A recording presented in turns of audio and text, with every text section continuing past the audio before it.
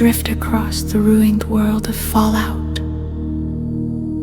exploring the full timeline of vaults, war, mutants, lost civilizations, and the long struggle to rebuild after the end. If you enjoy relaxing game lore and sleep stories like this, subscribe to Midnight Lore, like the video, and let this journey through the wasteland carry you gently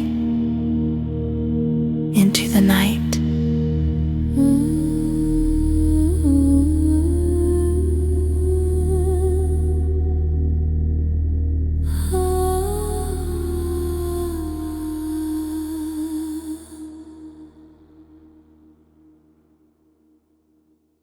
Tonight, let us travel slowly into one of the most haunting and unforgettable worlds in gaming.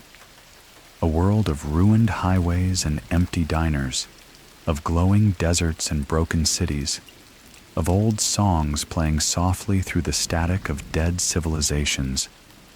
A world where the future once looked bright, polished, atomic, full of chrome, optimism, and promise. And then, in only a few hours, it ended. This is the world of Fallout. And tonight, we begin not in the wasteland itself, not among raiders, mutants, vault dwellers, or wandering gunslingers, but earlier, in the age before the bombs.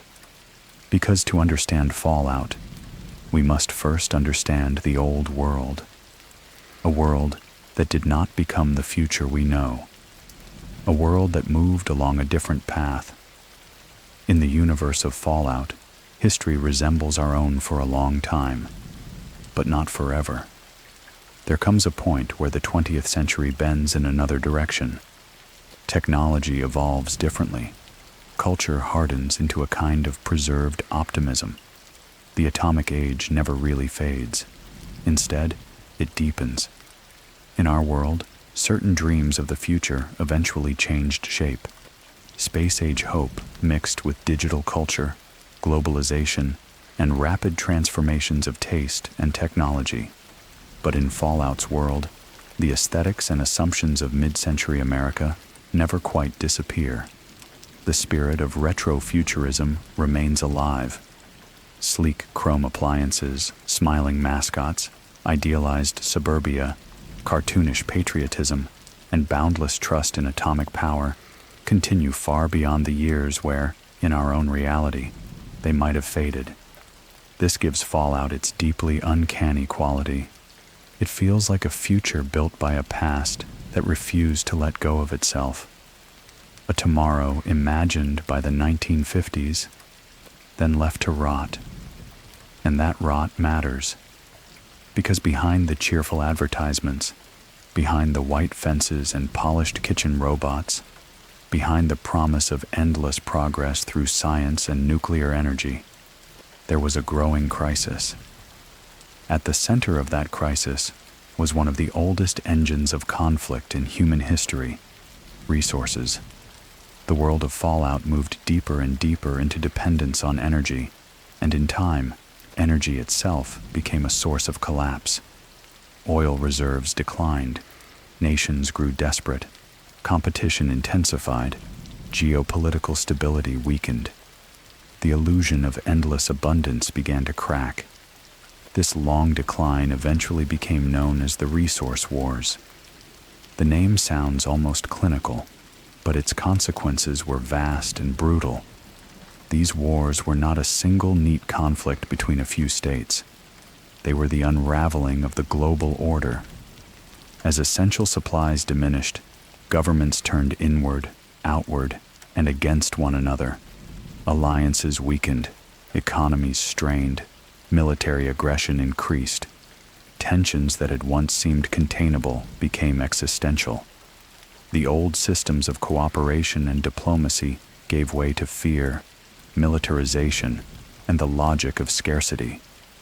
In Europe, conflict worsened over access to the Middle East and the remaining oil reserves there. The struggle destabilized nations, and destroyed the assumption that the old post-war order would endure. As energy became more precious, so too did every means of protecting access to it. But the crisis was not only international, it entered everyday life. In the United States, resource shortages affected ordinary people. Energy insecurity, social pressure, rising militarism, and state surveillance began shaping life more visibly. The government turned toward authoritarian methods more easily. Civil liberties weakened, public trust eroded. War was not merely somewhere else. It became part of the national atmosphere. At the same time, science and industry raced to solve the energy problem in new ways. Atomic power, already central to the cultural identity of Fallout's America, became even more important. Nuclear technology was not seen as only military or industrial. It became domestic, commercial, aspirational. Cars, homes, appliances, and corporate branding all reflected this atomic confidence. Yet even as society decorated itself with the language of progress, anxiety spread underneath. That contrast is one of the defining emotional truths of Fallout. The old world dies smiling. It dies with mascots, jingles, patriotic slogans, and promises of a better tomorrow. It dies while still pretending it has things under control. And perhaps that is why it feels so sad. Now, among the most important institutions in this declining old world was a corporation that would become central to the entire Fallout mythos, Vault-Tec. To the public, Vault-Tec was the company preparing humanity for the unthinkable. It built shelters, the great underground vaults, advertised as safe havens in the event of nuclear war. These vaults were sold not merely as bunkers, but as long-term survival environments, complete with living quarters, food systems, social planning, and the promise that civilization could endure below the surface until the danger passed. The image was reassuring. If the bombs came, there would be a plan. If the world burned, some people would survive. Families watched advertisements telling them that preparedness was wisdom. Children learned cheerful slogans. Vault-Tec smiled. But like so much in Fallout, the surface was not the truth. Because the vaults were not simply shelters. Not most of them. Many were social experiments. This fact lies at the heart of some of the darkest and most fascinating lore in the series.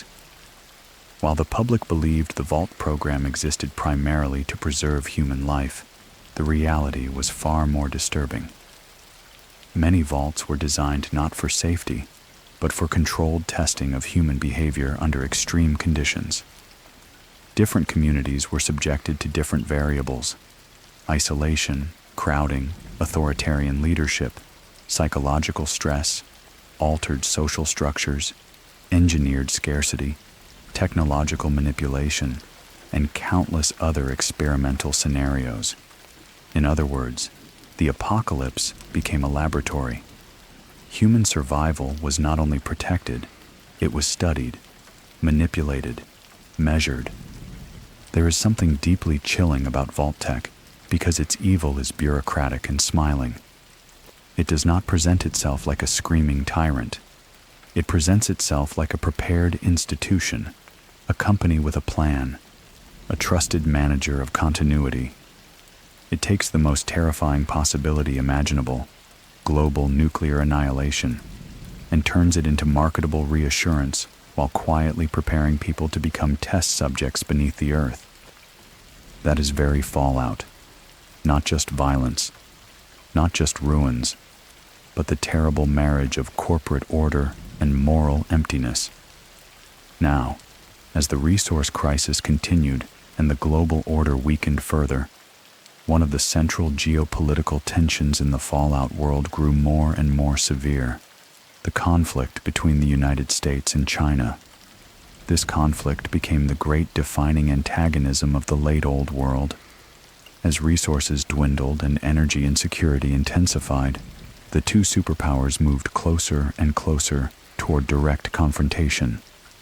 Alaska became one of the key flashpoints, especially because of its oil reserves.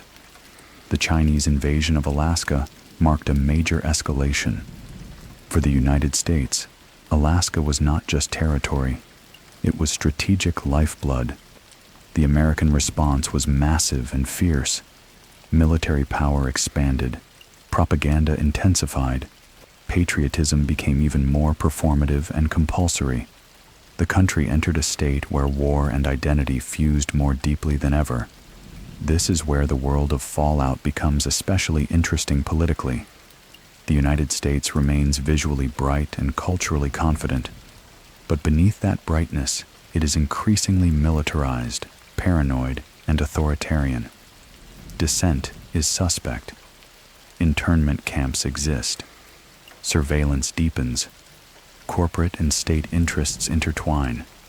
Citizens are encouraged to perform loyalty in the face of global threat. The old world, in other words, is already morally compromised long before the bombs fall. That matters, because Fallout is not simply a story about an innocent civilization destroyed from outside. It is also a story about a civilization that helped prepare its own collapse. One of the most important technological developments of this era was the rise of power armor.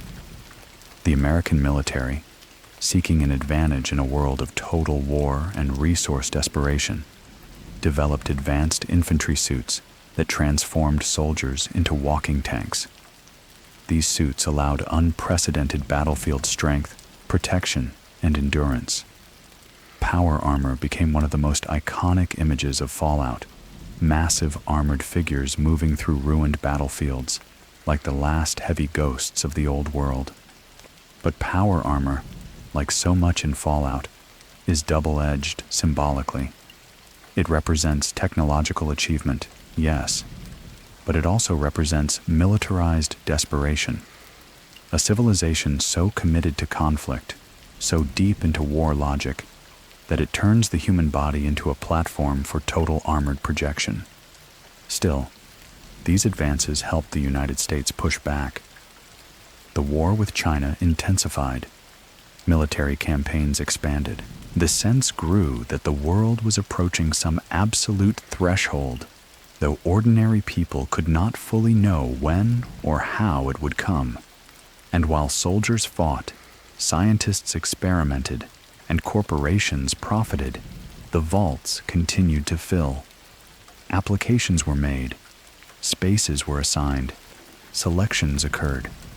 Not everyone would be saved. That, too, is important. The vault system was never meant for all. Even in its public form, it offered survival selectively. And in its deeper hidden form, it offered survival conditionally. By now, the mood of the world was one of forced continuation. People still went to work, still bought products, still listened to cheerful media, still tried to imagine futures for their children. That is one of the saddest things about the Great War and Fallout. It arrives into a world still full of ordinary life. A child at breakfast, a family in a suburb, a worker in a city office, a soldier riding home, a radio playing old songs, a salesman smiling too brightly. The apocalypse does not wait for history to tidy itself. It arrives while routines are still in progress. And then, on October 23rd, 2077, the world ended. Or at least, the old one did. The exact full sequence of who launched first, who responded first, and what every government knew at each instant remains shrouded in uncertainty and interpretation. But what is clear is this: the missiles flew. Global nuclear exchange began. And in only a matter of hours, perhaps less, in some areas only minutes, civilization as it had existed collapsed into fire. This event is known simply and terribly as the Great War. It lasted almost no time at all in military terms, but its consequences lasted centuries. Imagine it: morning light over a neighborhood, then warning, sirens, Confusion, panic too late to become plan, people running, traffic choking the roads, parents holding children, government lines failing, doors sealing underground, and above, descending through the sky, the irreversible. The bombs fell on cities, military targets, industries, infrastructure, and populations. Firestorms spread, shock waves obliterated structures, radiation poisoned air, soil, water, and body. Communications failed, governments vanished, nations ceased to function in any meaningful, continuous way. The modern world, with all its optimism and all its horror, burned into something else. This is why Fallout's apocalypse feels different from many others. It is not a slow unraveling. It is a flash, a civilization cut in half in an afternoon. The ones who survived did so in different ways. Some were already in the vaults, some found other shelters, some endured on the surface by luck, distance, or terrible adaptation, and the surface world that remained would become the wasteland. Not immediately in the romanticized, scavenger-filled form players later know. At first, it was far worse. Ash, radiation, silence, ruined infrastructure, mass death, collapsing ecosystems, fires still burning, cities twisted into skeletal horizons, highways leading nowhere, machines without maintenance, bodies in uniforms and dresses and kitchen aprons and school clothes. The old world preserved in fragments, but broken beyond recovery. And yet life continued. This, perhaps, is the deepest truth of Fallout. Life continues, mutated, wounded, distorted, brutalized, but continuing. Radiation altered creatures. Humans adapted in different ways. Some became ghouls, surviving immense radiation at terrible physical cost, while retaining varying degrees of mind and identity. Other mutations emerged in animals, insects, and the land itself. Technology survived in fragments. So did memory. So did myth. And beneath the ground, inside the sealed worlds of the vaults, new societies began to form, some healthy for a time, many already compromised by the experiments embedded into their design. The post-war world was not immediately one thing. It was many beginnings at once. Scattered survivors on the surface building camps from scrap and fear. Vault communities learning whether their shelter was truly sanctuary or secretly a trap. Military remnants attempting continuity. Machines continuing old routines long after the people they served were gone. Corporations leaving behind facilities, robots, records, and experiments that would keep shaping the future long after the corporation itself had died. And somewhere in all that wreckage, the great themes of Fallout were born: memory and forgetting, hope and delusion, order and cruelty, inheritance and improvisation. The old world had failed, but it had also left behind its technologies, ideologies, lies, and dreams. The people of the wasteland would spend centuries living inside those remains. Some would try to rebuild civilization. Some would worship its relics. Some would exploit the weak just as ruthlessly as the old corporations once had. Some would create new nations. Some would create only new gangs. And some, emerging from the vaults, would look at the open sky and see not just ruin, but possibility. Let us pause here for a moment and imagine the first years after the Great War. A ruined city at dusk, still faintly glowing in places no fire brigade will ever reach. A vault door sealed shut while families try to believe their trust was well placed. A lone survivor in a blasted suburb, drinking from a cracked sink and listening to an old radio that still somehow works. A military bunker maintaining protocols for a nation already dead. A robot repeating customer greetings to no one. A billboard promising a brighter future above a road covered in ash. This is Fallout. Not only destruction, but preservation after destruction. A world where the future failed, but left its advertisements behind. In the next part, we will move deeper into the early post-war centuries, the first generations in the vaults, the rise of mutations, the origins of groups that will define the wasteland, and the beginnings of one of the most important forces in all of Fallout, the Brotherhood of Steel. For now, rest here, at the edge of the old world's final morning, and let the sirens fade softly into the long silence that followed. The bombs have already fallen. The old world has already ended. Its suburbs, highways, offices, factories, military bases, schools, and shopping centers have all been folded into ash, radiation, silence, and ruin. The sky itself has changed. The earth has changed. And yet beneath that broken horizon, behind sealed steel doors and under layers of reinforced concrete, life goes on. This is one of the most haunting qualities of Fallout. The apocalypse is not only an ending, it is also an enclosure. Some people die under open sky, others live underground, waiting for a future they do not understand. And so, after the Great War, one of the most important questions is simple: who survived? The answer, as always in Fallout, is complicated. Some survived in the vaults, some in improvised shelters, some in military installations, some in corporate bunkers, and some on the surface itself through luck, distance, or terrible adaptation. But survival does not mean safety. Not in this world, especially not in the vaults. To the public before the war, the vaults had been sold as life-saving sanctuaries. Families were told that if the worst happened, Vault Tech would preserve civilization.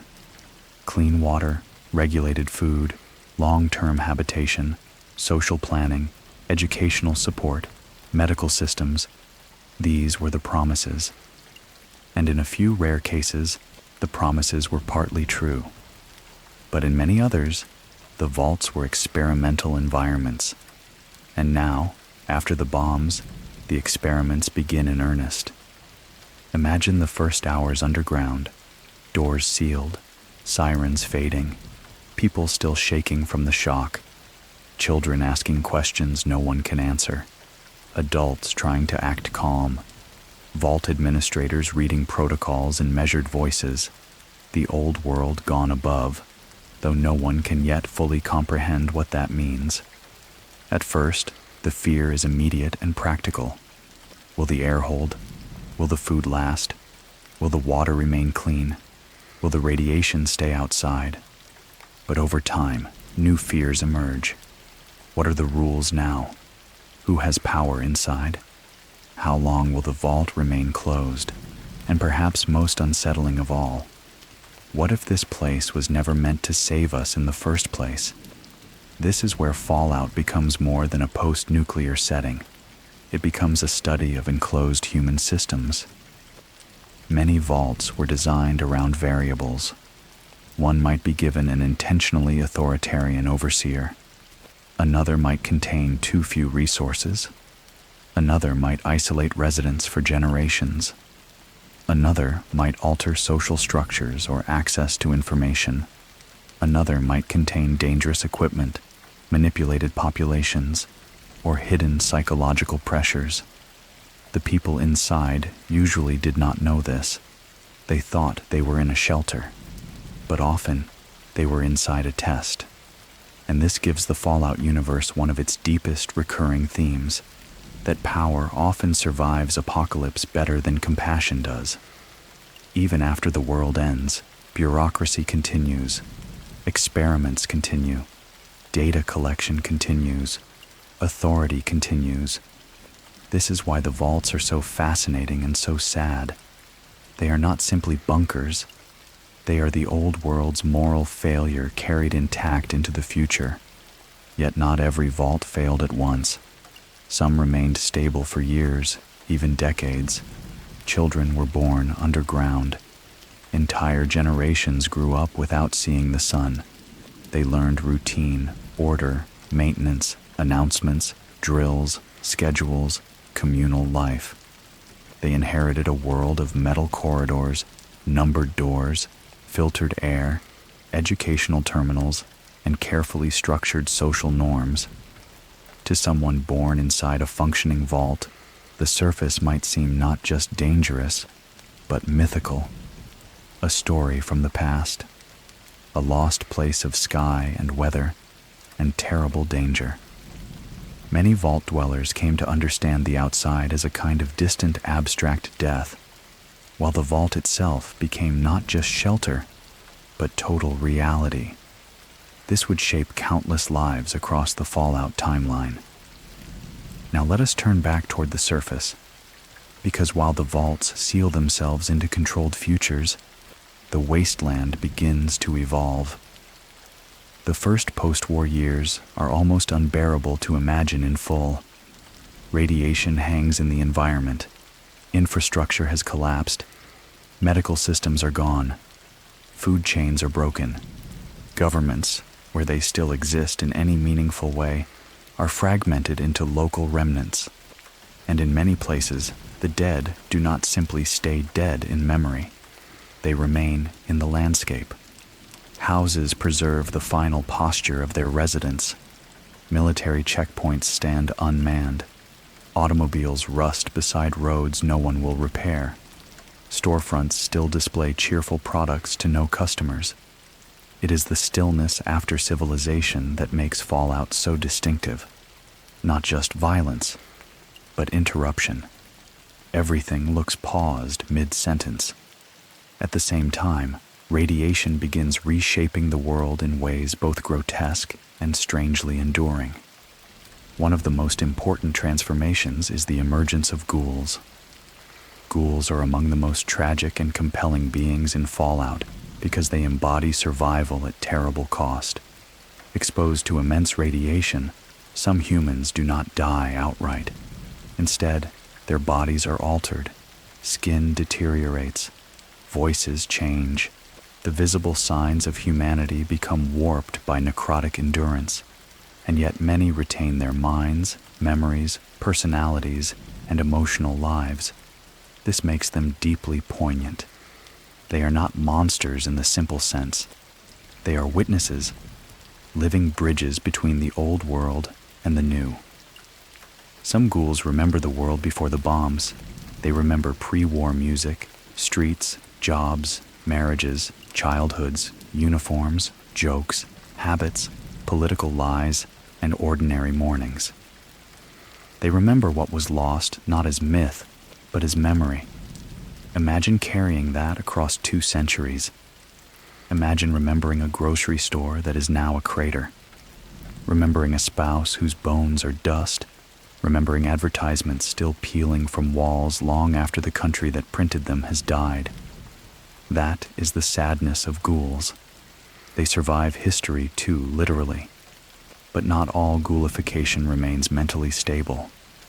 Some ghouls, over time or through particular conditions, lose higher function and become feral. This is another central sorrow of Fallout. Radiation survival is not always mercy. A ghoul may live far beyond ordinary lifespan, only to drift gradually toward instinct, confusion, and aggression. In this way, the ghoul condition contains within it both continuity and decay, humanity and loss. Fallout often works like this. Nothing is purely blessing or curse. Everything is mixed. Now, alongside the transformation of humans, the wider ecosystem is also mutating. Animals exposed to radiation and post-war conditions become larger, stranger, more dangerous, and more ecologically disruptive. Insects swell into giant forms. Reptiles, mammals, and wasteland scavengers adapt in different ways. Over time, entire food chains emerge that would have been unimaginable in the pre-war world. The wasteland is not dead. It is evolving. That evolution, however, is not peaceful. The early post-war surface is full of predation, scarcity, disease, and violence. Small communities rise and fall quickly. Raiders, scavengers, tribal groups, desperate families, and isolated survivors all attempt to create some local order, but the environment itself works against easy continuity. Water may be contaminated, crops may fail, mutated predators may attack. Human beings, as always, may turn on one another, and still, some groups begin to organize. This brings us to one of the most important factions in all of Fallout, the Brotherhood of Steel. The Brotherhood does not arise from nowhere. Its roots lie in the final moral fractures of the old military scientific world. To understand them, we must go back to a U.S. Army unit stationed at Mariposa Military Base before and around the time of the Great War. At Mariposa, secret research connected to the Forced Evolutionary Virus, or FEV, was being conducted. This virus would later become one of the most important and catastrophic biological agents in the Fallout universe. But even in its early phases, it already represented something horrifying, an attempt to manipulate human biology at a fundamental level. The personnel who discovered the truth of these experiments were confronted with a terrible realization. The government they served, the military structure they belonged to, and the scientific apparatus around them had already crossed moral lines beyond ordinary wartime corruption. Human experimentation had become part of the machine. A key figure here was Captain Roger Maxson. Maxson is absolutely central to Fallout history because he becomes one of those rare post-war founders whose response to catastrophe is not simple surrender. Horrified by what he uncovered at Mariposa, Maxson rejected the authority above him. He denounced the experiments and effectively severed himself and his people from the chain of command. This matters deeply, because Maxson's break is not just tactical, it is philosophical. He has seen what happens when advanced technology is placed into the hands of states and institutions without moral restraint. He has watched science become cruelty under patriotic and military language. And when the bombs fall, his distrust of old authority hardens into something permanent. Maxson and his followers survive the war and move toward the Lost Hills bunker in California. There, over time, the group begins to transform from military remnant into something else, a new order built around survival, discipline, hierarchy, and above all, control of advanced technology. This is the beginning of the Brotherhood of Steel. Now, the Brotherhood is one of the most fascinating factions in Fallout because it is never simple. They are not merely heroes, not merely villains, not merely preservationists, not merely militarists. They are all of these things in different proportions depending on time, chapter, and leadership. At their core lies one defining belief: that dangerous technology must be controlled by those capable of understanding and protecting it. On one level, this makes sense. The old world destroyed itself through reckless misuse of nuclear power, biological research, militarized industry, and technological escalation. The Brotherhood sees this clearly. They believe that if advanced technology is left scattered or placed in irresponsible hands, history will repeat itself, so they gather it, protect it, restrict it, study it, and often hoard it. This is where the Brotherhood becomes morally complicated, because preservation can easily become exclusion, guardianship can become elitism, protection can become domination. The Brotherhood sees itself as defending humanity from its own mistakes, but in doing so, it often separates itself from ordinary people.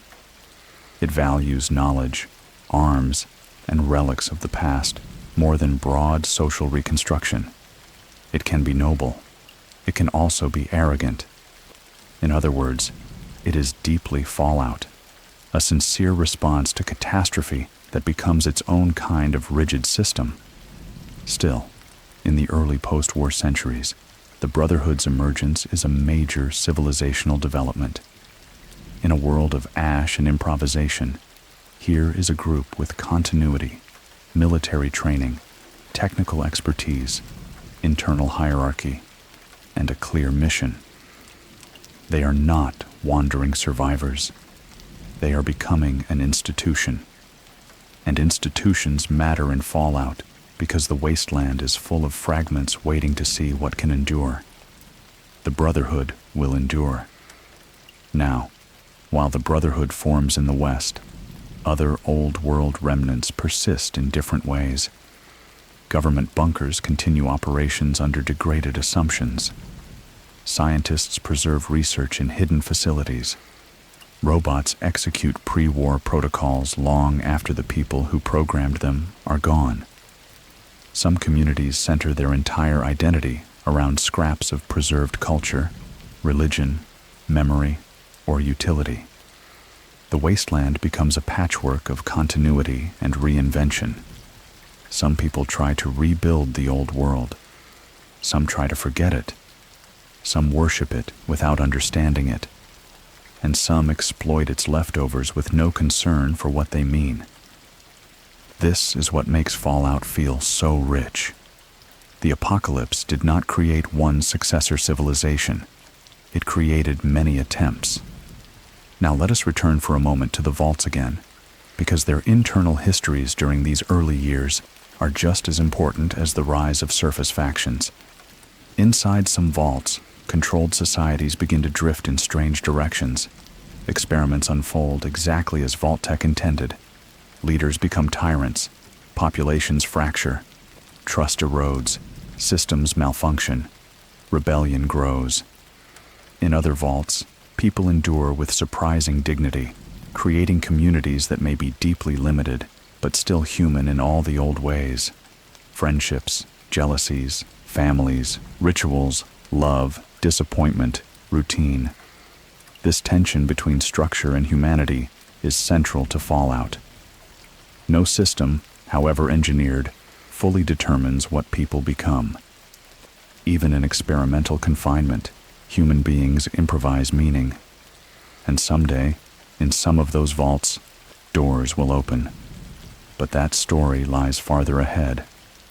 For now, the early post-war world remains a long age of formation. The ashes are still settling in historical terms. Communities are small. Travel is dangerous. Knowledge is fragmented. The great powers of the later wasteland have not yet fully risen, but the foundations are being laid. Ghouls carry memory. The Brotherhood carries technology. Vaults carry controlled populations. The wasteland carries mutation. And somewhere in hidden labs and military ruins, the deeper consequences of FEV are still waiting to emerge. That, too, is important. Because the world after the bombs is not only shaped by radiation and war, it is also shaped by the unfinished experiments of the old world. And in Fallout, the old world never truly dies. It leaks forward, through bunkers, through robots, through computer archives, through weapons caches, through mutated beings, through ideologies that outlive the nations that once held them. Let us pause here and picture this age, a sealed vault cafeteria where children eat under fluorescent light while no one tells them the full truth. A ghoul in a ruined apartment, still remembering what the city smelled like before the bombs. A Brotherhood patrol in salvaged armor moving through an old military ruin, determined that no one else will misuse what lies inside. A rusted robot repeating, "Have a nice day," to an empty parking lot. A family in a wasteland shack boiling questionable water and hoping the night remains quiet. This is the first real age of Fallout after the fire. Not yet empire, not yet full nation building, but survival taking shape. In the next part, we will move deeper into the long, early wasteland centuries, the spread of FEV's consequences, the origins of the super mutants, the Master, the fate of Vault 13, and the world that prepares the stage for the first Fallout game. For now, rest here, in the quiet years after the bombs, where the old world sleeps uneasily beneath the dust, and the new one is only just beginning to learn what it has inherited. The first generations after the bombs have already begun to shape the wasteland. The vaults remain sealed, each carrying its own hidden conditions. The Brotherhood of Steel is forming in the west, gathering technology and philosophy from the ruins of the old military world. Ghouls endure as living memories of a civilization that died in a single morning. And across the broken land, scattered communities are trying to survive long enough to become something more. But now, we move toward one of the darkest and most important threads in all of Fallout lore. A thread that reaches back into the old world's laboratories. A thread shaped by military ambition, biological experimentation, and one of the most catastrophic ideas ever preserved through the apocalypse. This is the story of FEV, the forced evolutionary virus. Even the name feels cold, administrative, almost sterile. But in Fallout, sterile language often hides the most monstrous truths. Before the Great War, FEV was part of a series of government-linked research efforts tied to biological modification and military utility. The old world, already drowning in resource desperation and wartime paranoia, had moved more and more easily into experiments that treated life as material. If power armor represented the mechanization of the soldier from the outside, then FEV represented the attempted redesign of the soldier from the inside. It was not merely a disease. It was not simply a poison. It was a transformational agent. Its purpose, in theory, involved the forced rewriting of biological structure, a way of driving mutation, adaptation, and radical physical change. The very existence of such a project tells us something essential about the old world of Fallout. It did not merely destroy itself with bombs. It was already deep into the logic of remaking humanity by force. That never ends well in Fallout. The research connected to FEV was conducted at facilities including Mariposa Military Base, which we touched on in the previous part. Mariposa is one of the most important places in all of Fallout history because it sits at the intersection of the old world's scientific arrogance and the new world's mutation-haunted future. It is one of those places where the apocalypse did not erase the past. It preserved it in more dangerous form. When Captain Roger Maxon learned what was happening there, his disgust and break with military authority helped lead to the formation of the Brotherhood of Steel.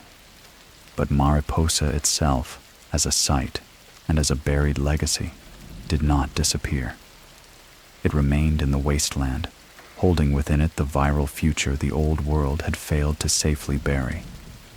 Over time, this mattered more and more, because the wasteland was full of desperate people, wandering tribes, hidden ruins, abandoned military installations, and sealed vaults carrying populations who knew little about the true shape of the outside world. In such a setting, old research did not remain merely historical. It waited, and eventually, someone found it. That someone would become one of the most haunting figures in the entire Fallout universe, Richard Gray. Now, Richard Gray does not begin as a monster. That is important. Like many of Fallout's greatest antagonistic figures, he begins as a person shaped by the wasteland's unstable search for meaning. He was once a human explorer, adventurer, and seeker, part of a group trying to survive, investigate, and understand the post-war world. That matters because Gray is not born outside humanity. He emerges from it. He and others traveled through dangerous regions, investigating old world sites and potential sources of knowledge or value. This wandering curiosity, so natural in the wasteland, eventually brought him into contact with Mariposa. And there, everything changed. Gray was exposed to FEV in a catastrophic way. The virus did not kill him cleanly. In Fallout, as in so many of the worlds we have explored tonight, transformation is often more terrible than death. Gray was physically altered, dissolved, reconstituted, and drawn into a new kind of existence shaped by mutation, fusion, and expanding consciousness. He was no longer simply one man in one body. Over time, he became something layered, unstable, and strangely vast. From this transformation emerged the being known as the Master. The Master is one of the greatest examples of Fallout's talent for tragic monstrosity. He is horrifying, certainly. He becomes a tyrant, a visionary, and the architect of one of the wasteland's most disturbing existential threats. But he is not shallowly evil. He is sorrowful, intelligent, fractured, and in a terrible way, sincere. That sincerity is part of what makes him so memorable, because the Master believes he has found a solution, not a good solution, not a humane solution, but in his own mind, a real one. To understand the Master, we must understand the wasteland through his eyes, at least for a moment. What does he see? He sees radiation, tribalism, violence, scarcity, fragmentation, ignorance, and endless human weakness repeated across the ruins of a failed world. He sees the old civilization gone, and the new one struggling to become anything stable. He sees division everywhere. And FEV, to him, begins to look like an answer. The virus can radically alter life. It can reshape bodies. It can create stronger beings more resilient to radiation and the wasteland's brutal conditions. To the Master, this suggests a path toward unity, not social unity in the ordinary sense, but biological unity. He begins to believe that humanity can be remade into something superior, something stronger, something less divided. From this emerges the Master's great project, the creation of super mutants. Now, super mutants are absolutely central to Fallout. Their silhouettes, voices, presence, and tragedy echo throughout the series. But it is important to remember that they are not merely big enemies. In their original conception, they are part of a radical ideological program. They are the Master's attempt to force the wasteland into a new evolutionary order. When humans are exposed to FEV under certain conditions, the results can produce massive muscular growth, altered skin, increased resilience, and dramatic changes in biology. The resulting super mutants are stronger, tougher, and far more resistant to radiation than ordinary humans. In a brutal post-war world, these are meaningful advantages. To the Master, this looks like progress. He calls his vision unity. That name is chilling in its gentleness. Unity. It sounds almost kind, almost peaceful. But in reality, it means the destruction of ordinary humanity as an autonomous future. It means forced conversion. It means transformation without consent. It means the erasure of difference under the banner of improvement. Again, Fallout shows us one of its oldest truths. Utopian language often hides coercion. The Master is tragic because he does not see himself as merely a butcher. He imagines himself as the founder of a better species, the healer of post-war fragmentation. But his healing is totalitarian. He is willing to absorb humanity into a new form, whether humanity wants it or not. This is where his project becomes one of the first great civilizational threats of the Wasteland Age. Operating from the west, the Master and his followers begin to build strength. They create bases, gather mutants, and pursue humans for conversion. Among the most important locations tied to this movement, is the Mariposa military base, where FEV remains central, and the religious political center known as the Cathedral, beneath which the Master hides one of his core operations. This combination of military base and quasi-religious structure is perfect for Fallout. The old world and the new wasteland both contribute to the threat. Science provides the means. Belief provides the social mask.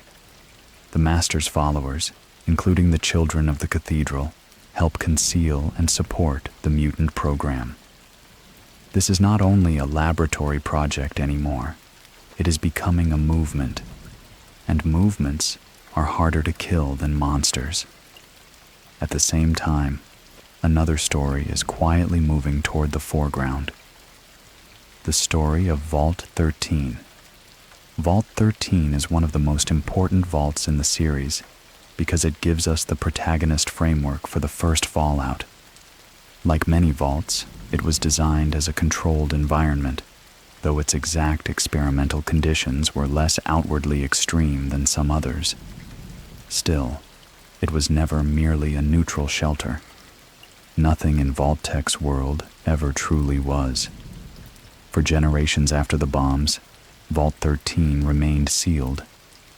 Its residents lived underground according to managed systems, limited resources, scheduled life, and the inherited belief that the outside was death. Children were born into fluorescent continuity.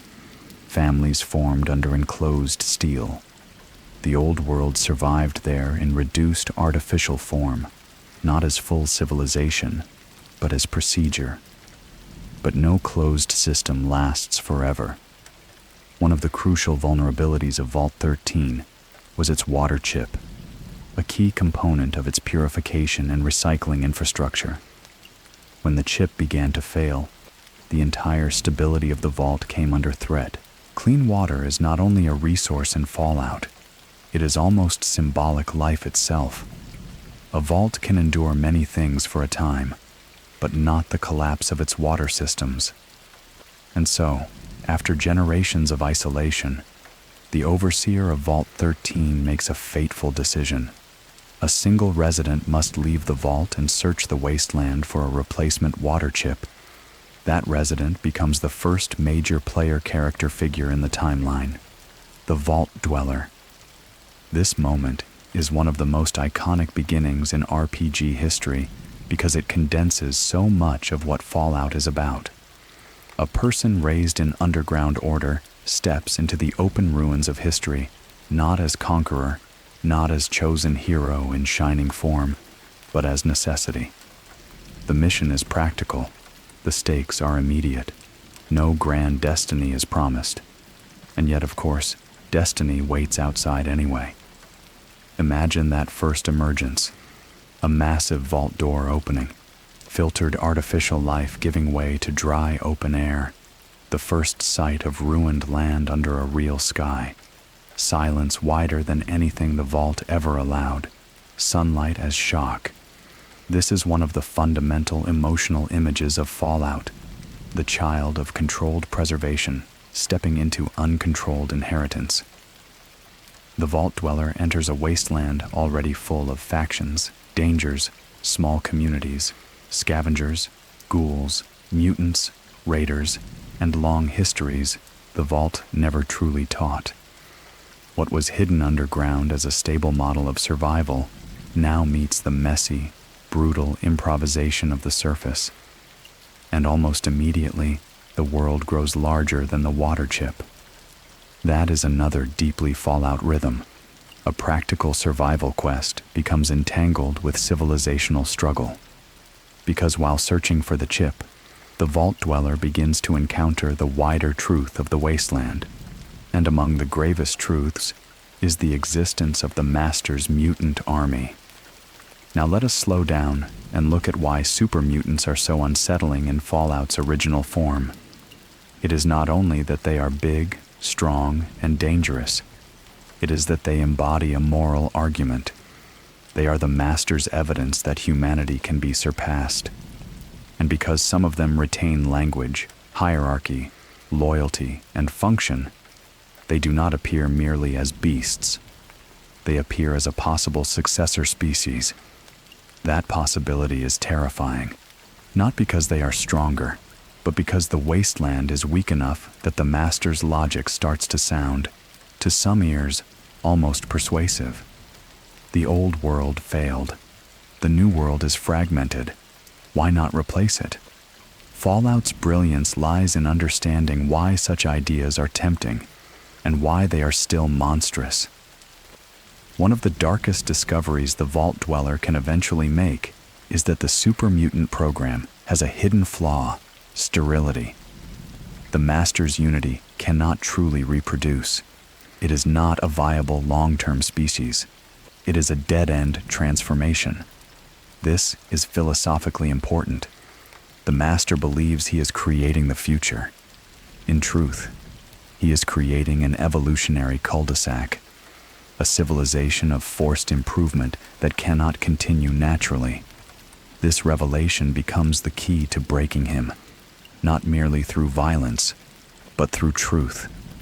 The Master, for all his horror, is still a mind, still a consciousness capable of despair when confronted with the fatal contradiction at the heart of his own vision. That is what makes the conclusion of Fallout 1 so powerful. The antagonist is not just slain, he is unraveled.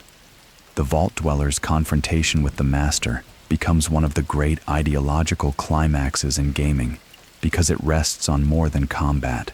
It rests on exposing the flaw in utopian coercion. The future the Master wants to force into being is not a future at all, and so the Vault Dweller eventually destroys the Master's project, both by confronting the Master himself and by targeting Mariposa, the source of so much super mutant production and FEV-based threat. This is a world-shaping act. The mutant army is broken. The immediate threat of forced unity is stopped. The wasteland, fractured and wounded as ever, is spared one form of totalizing future. But Fallout, being Fallout, does not reward heroism with simple homecoming. When the Vault Dweller returns to Vault 13, successful in the mission that saved it, something cruel and unforgettable happens. The Overseer refuses to let the Vault Dweller stay. His reasoning is chilling in its way. The one who has seen the outside, changed by it, cannot be allowed to reshape the controlled world within. The hero of the Vault becomes a danger to its psychological stability, and so the Vault Dweller is exiled.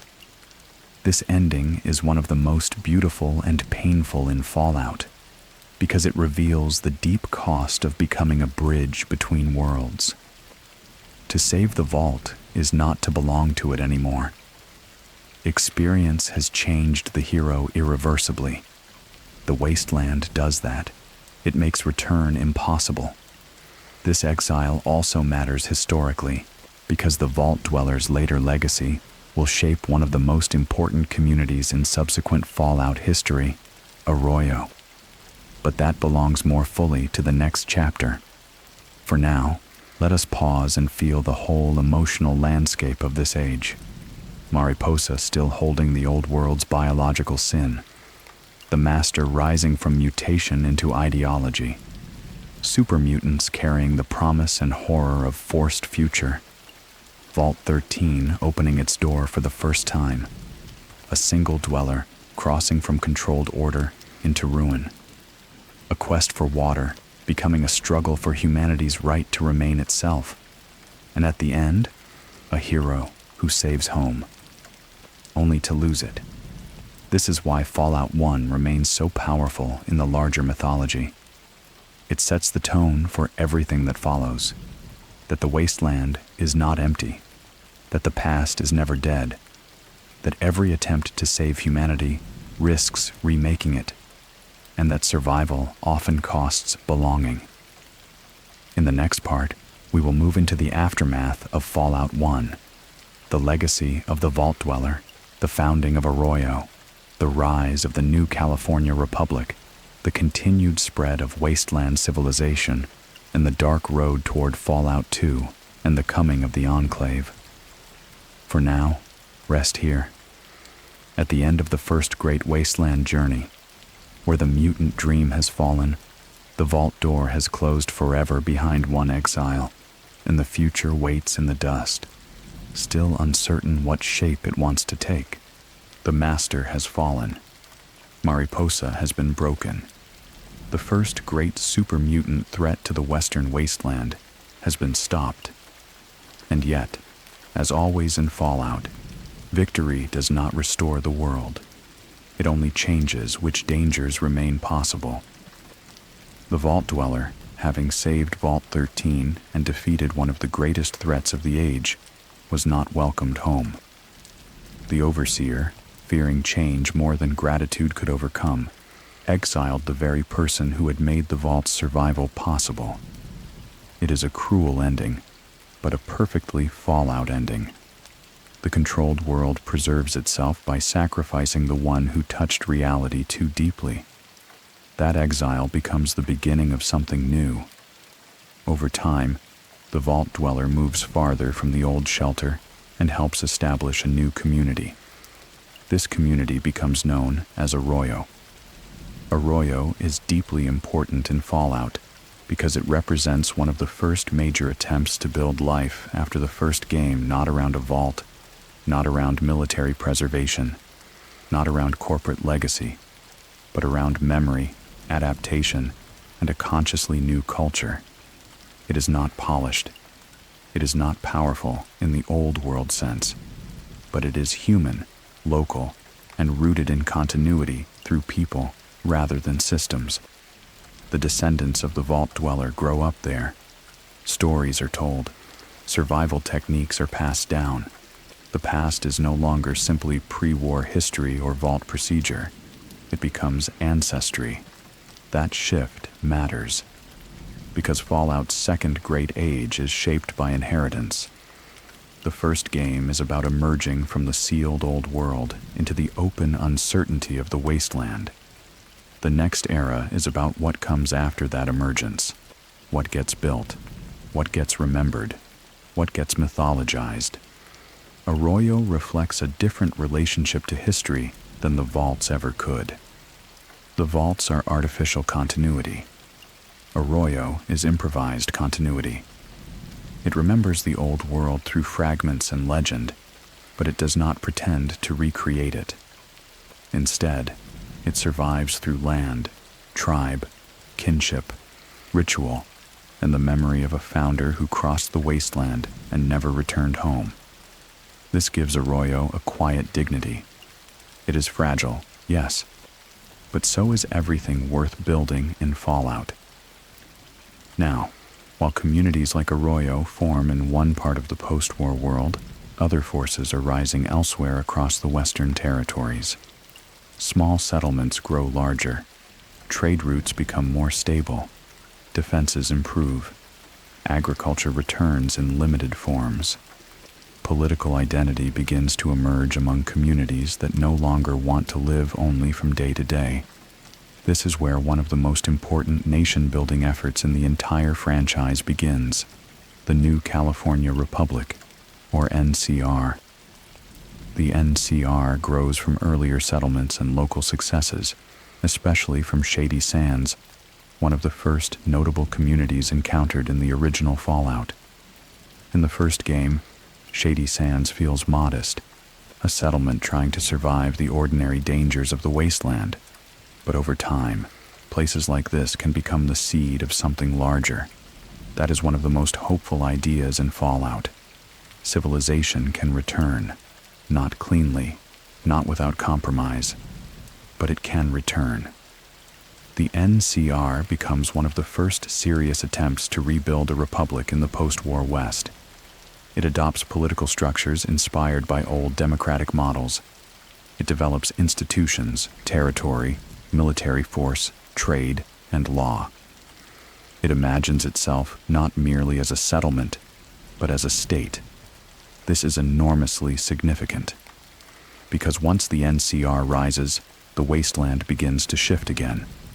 The future is no longer just a contest between isolated groups, raiders, mutants, and hidden bunkers.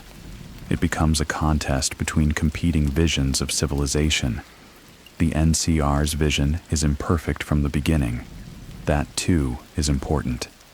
It believes in law, representation, order, expansion, and Republican values. These are real strengths.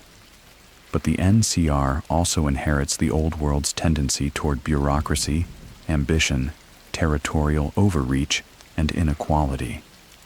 It is one of Fallout's most fascinating factions precisely because it is genuinely civilizational and genuinely flawed. It wants to rebuild the world, but rebuilding often risks repeating. The NCR stands for hope. It also stands for the return of politics, compromise, corruption, and empire in softer clothes. Still, compared to many wasteland alternatives, it is a meaningful achievement. Settlements become citizens, trade becomes economy, defense becomes army, identity becomes nation. And this nation, over time, will matter enormously. Now we must turn to another force, one far colder and in many ways more chilling than the NCR. Because unlike the NCR, it does not rise from the wasteland. It survives from above it. This is the Enclave. The Enclave is one of the most important and sinister factions in Fallout because it represents the old United States government. Or rather, a surviving remnant of its highest-level political, military, and corporate elite. While ordinary people died, mutated, improvised, or adapted, a hidden continuity of power endured. Protected by secure facilities, advanced technology, and pre-war planning, the Enclave survived the apocalypse not as citizens, but as a ruling class in waiting. This is very Fallout. The old world's elite do not merely disappear, they preserve themselves. The Enclave sees itself as the legitimate continuation of the United States. It retains symbols, rhetoric, military hierarchy, and technological sophistication that seem almost impossibly advanced compared to many wasteland communities. It has access to high-grade power armor, advanced weapons, scientific knowledge, and logistical capacity far beyond ordinary post-war settlements. But its worldview is poisoned. The Enclave does not see the people of the wasteland as fellow survivors in any meaningful moral sense. It sees them as contaminated, mutated, impure. The post-war population, exposed to generations of radiation and environmental change, is considered inferior or even inhuman by Enclave standards. This is one of the faction's defining horrors. It preserves the old nation only in its most elitist and exclusionary form. The Enclave does not want to save the wasteland. It wants to inherit a purified world after removing what it sees as biological corruption. Here again, Fallout returns to one of its deepest themes. The old world was not worth preserving just because it was old. Its nationalism, elitism, scientific arrogance, and willingness to classify whole populations as expendable all survive in the Enclave. And the Enclave carries those traits into the future, armed with extraordinary technology. Now, the events of Fallout 2 take place generations after the first game, and at the center of them stands a new protagonist, the Chosen One. The Chosen One is a descendant of the Vault Dweller, raised in Arroyo among a people whose identity has been shaped by exile, survival, and mythic memory. This already changes the tone compared to the original game. The protagonist is not simply a sheltered vault resident thrust into the world for the first time. The Chosen One emerges from a tribal culture, descended from someone who already crossed the threshold. This gives the second game a different emotional texture. The past has become legend. The hero's mission begins, as so often in Fallout, with necessity. Arroyo faces ecological crisis. The village is failing. and survival depends on recovering a piece of old-world technology known as the Garden of Eden Creation Kit, or GECK. The GECK is one of those beautifully Fallout devices, half practical technology, half mythic artifact in how communities imagine it. Designed as a post-disaster reclamation and settlement tool, it represents the old world's promise that civilization could be restarted through technical means. To a struggling village like Arroyo, the GECK feels almost magical. So once again, a protagonist leaves home because survival demands it. And once again, the journey grows larger than the initial mission. The Chosen One travels through a western wasteland much more developed than the one seen in the first Fallout. This is a key point in understanding Fallout 2. Civilization has not returned fully, but it has advanced. Towns are more varied, trade networks are stronger, political identities are clearer. Crime syndicates, caravans, crime families, technologists, tribals, and republic builders all coexist in a world that feels more socially layered. This is the wasteland growing up. And with growth comes complexity. No longer is everything defined by pure survival alone. Now there are cities with vice and order. Now there are factions competing for ideological influence. Now there are richer questions about what form the future should take. Among the most important settlements and groups in this era are Vault City, New Reno, and the growing NCR. Vault City is fascinating because it shows another way a Vault legacy can shape the surface world.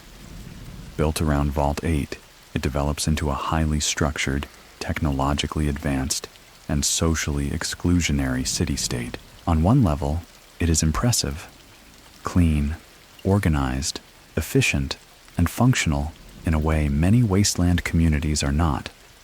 On another level, it is deeply troubling. Vault City is elitist, rigid, and obsessed with controlled membership and hierarchy. It reproduces the Vault mentality on the surface: order for some, exclusion for others.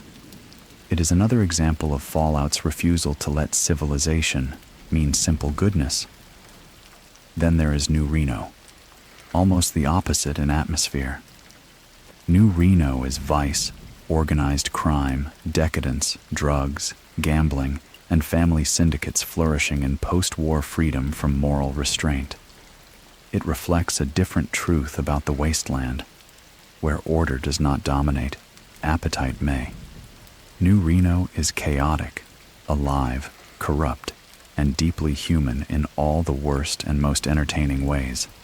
And threading through all this is the NCR, growing steadily, sometimes idealistically, sometimes opportunistically, into a regional power. This is why Fallout 2 feels so rich.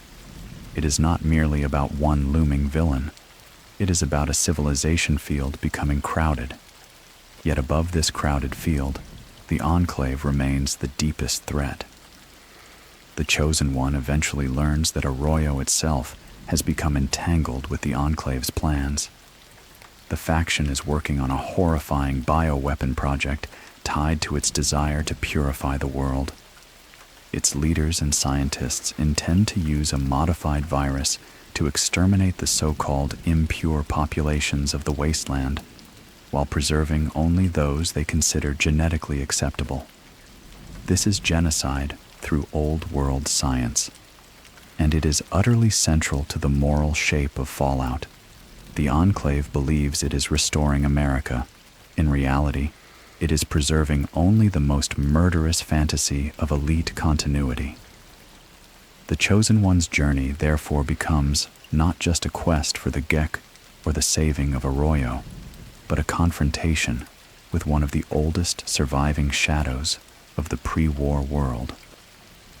The Enclave's major stronghold in this era is the Poseidon oil rig, a superbly symbolic location. It is an offshore remnant of pre-war authority, industrial power, and elite survival. Removed from the ordinary suffering of the wasteland, defended by technology and distance, It embodies the old ruling class literally trying to remain above the ruined nation. Its president, Dick Richardson, is one of Fallout's most chilling antagonists, not because he is the most visually terrifying, but because he is so composed. He speaks the language of legitimacy, order, and national continuity. He can explain the Enclave's logic with the calm of a man who believes history belongs to people like him. That calmness is horrifying because it reveals how thoroughly atrocity can be normalized inside preserved power structures. The Chosen One ultimately infiltrates the oil rig and brings about the destruction of the Enclave's western stronghold. This is a world-shaping victory. Arroyo is saved. The immediate purification plan is stopped. The old elite's dream of reclaiming America by exterminating its survivors is broken, at least in this form. And once again, Fallout allows a protagonist to alter the course of civilization without ever truly fixing the world. That is why these stories endure. They are not fantasies of total restoration. They are stories of partial victories against overwhelming inheritances. Now let us pause and feel what this age means. The Vault Dweller's exile has become a tribal founding story. Arroyo survives through memory and need. The NCR rises from settlement into republic. Vault City carries the discipline and cruelty of controlled order into the open. New Reno celebrates appetite without shame, and high above, the Enclave preserves the old nation's most poisonous dream, purity without mercy. This is the second great age of Fallout, not just survival anymore, not yet full rebirth, but argument. The wasteland is becoming political. The future is no longer empty land waiting for whoever reaches it first. It is contested ground between different forms of civilization. In the next part, we will move forward into the later Western and national history, the continued growth of the NCR, the emergence of Caesar's Legion, the deep desert politics of the Mojave, and the long road toward Fallout. New Vegas, one of the richest political chapters in the entire franchise. For now, rest here, among desert roads, tribal fires, republic banners, and old offshore steel, where the children of exile, ruin, ambition, and memory all begin to shape the next version of the world. The wasteland has changed again. The earliest age after the bombs was an age of survival. Scattered shelters, sealed vaults, ruined highways, military remnants, ghouls carrying memory, and the first brave attempts to keep life going in places the old world had abandoned. Then came the next great stage, the rise of larger communities, the first real return of politics, the struggle between new societies and old shadows, and the defeat of the Enclave's Western dream of purification. But now we arrive at one of the richest and most complicated chapters in all of Fallout, a chapter defined not only by mutation or technology, but by competing visions of civilization. This is the age of the Mojave, the age of New Vegas, and to understand it, we must first understand how the new California Republic keeps changing as it grows. The NCR began as hope. That is important to remember. It began not as empire, but as recovery, as law returning to places that had known only fear, as irrigation, agriculture, roads, trade, and collective identity growing out of scattered wasteland life. It represented something precious in Fallout, the idea that democratic civilization, however damaged, might return after the end. But growth changes all things. What begins as republic can become expansion. What begins as protection can become bureaucracy. What begins as idealism can become administration stretched too far across difficult land. By the time we move closer to the era of New Vegas, the NCR is no longer a fragile young nation. It has territory, population, military force, laws, officials, corruption, taxes, political arguments, and a growing sense of destiny. It sees itself not simply as one power among many, but as the rightful bearer of civilization into the wider West. And in some ways, that belief is understandable. The NCR has roads, supply lines, officers, rangers, currency, civic institutions. It can build and maintain at a scale many other groups cannot. But it is also increasingly burdened by its own success. That is one of the great strengths of Fallout. It understands that rebuilding the old world means rebuilding its problems too. The NCR is stretched. It is hungry for resources. Its politicians are not always noble. Its military campaigns are not always wise. Its citizens do not all experience the Republic equally. As it expands eastward, it begins to encounter something the old Republican dream handles poorly: distance, harsh geography, independent communities that do not want to be absorbed, and enemies who are not merely disorganized raiders or isolated gangs. This is where the Mojave Wasteland becomes so important. The Mojave is not just another blasted region. It is strategic land. It is a crossroads. It contains resources, communities, roots, and above all, one of the most important prizes in the post-war West: Hoover Dam. Hoover Dam in Fallout is not merely infrastructure. It is power in the most literal sense. Electricity, water control, strategic value. Whoever controls Hoover Dam controls not just a monument of the old world, but the possibility of shaping the future of the region. In a wasteland where energy and stability remain rare, Hoover Dam is almost sacred in political terms. And beyond it lies New Vegas. Now, New Vegas is one of the most fascinating places in all of Fallout because it is almost impossible, and yet there it is. A city of lights preserved in the desert.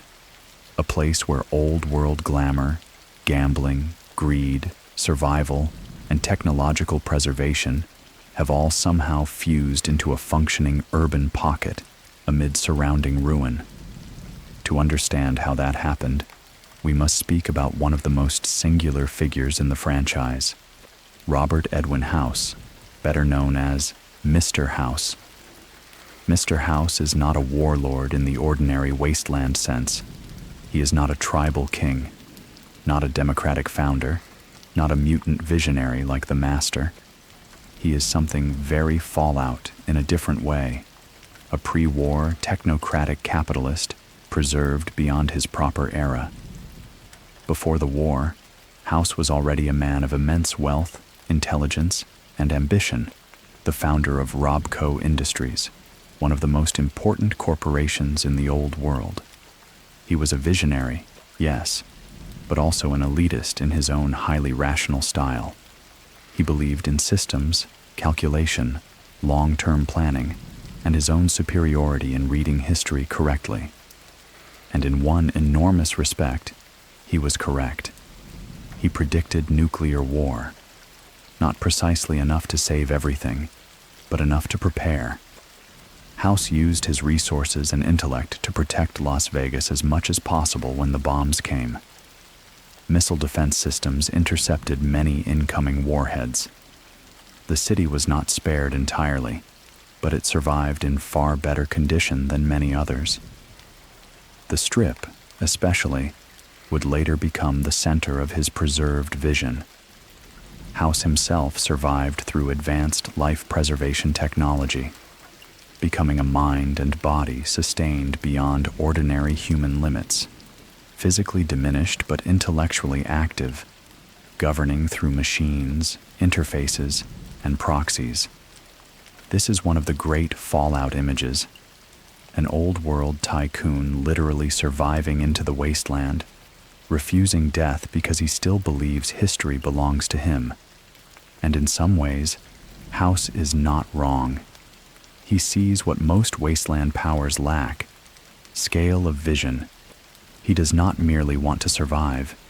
He wants to direct civilization. Under his management, New Vegas becomes a strange oasis of order, vice, and controlled spectacle.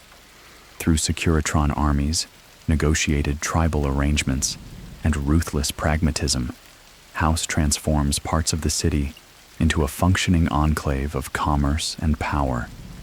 Families and groups such as the Chairman, Omertas, and White Glove Society are reshaped into casino-running factions, each styled with artificial cultural identities crafted to fit House's larger urban design. This is so perfectly Fallout. The old world returns not as simple restoration, but as themed reconstruction. House does not revive Las Vegas honestly. He curates it. He builds an idea of continuity, polished just enough to attract wealth, influence, and relevance. The Strip becomes a theater of civilization in miniature. Electricity, security, luxury, entertainment, and order bought at careful cost. But while House prepares his city and the NCR pushes eastward, another force is rising from the east itself. A force utterly different in style, philosophy, and method. This is Caesar's Legion. The Legion is one of the most unsettling factions in Fallout because it does not arise from the old world's institutions directly, nor from democratic recovery, nor from technocratic preservation.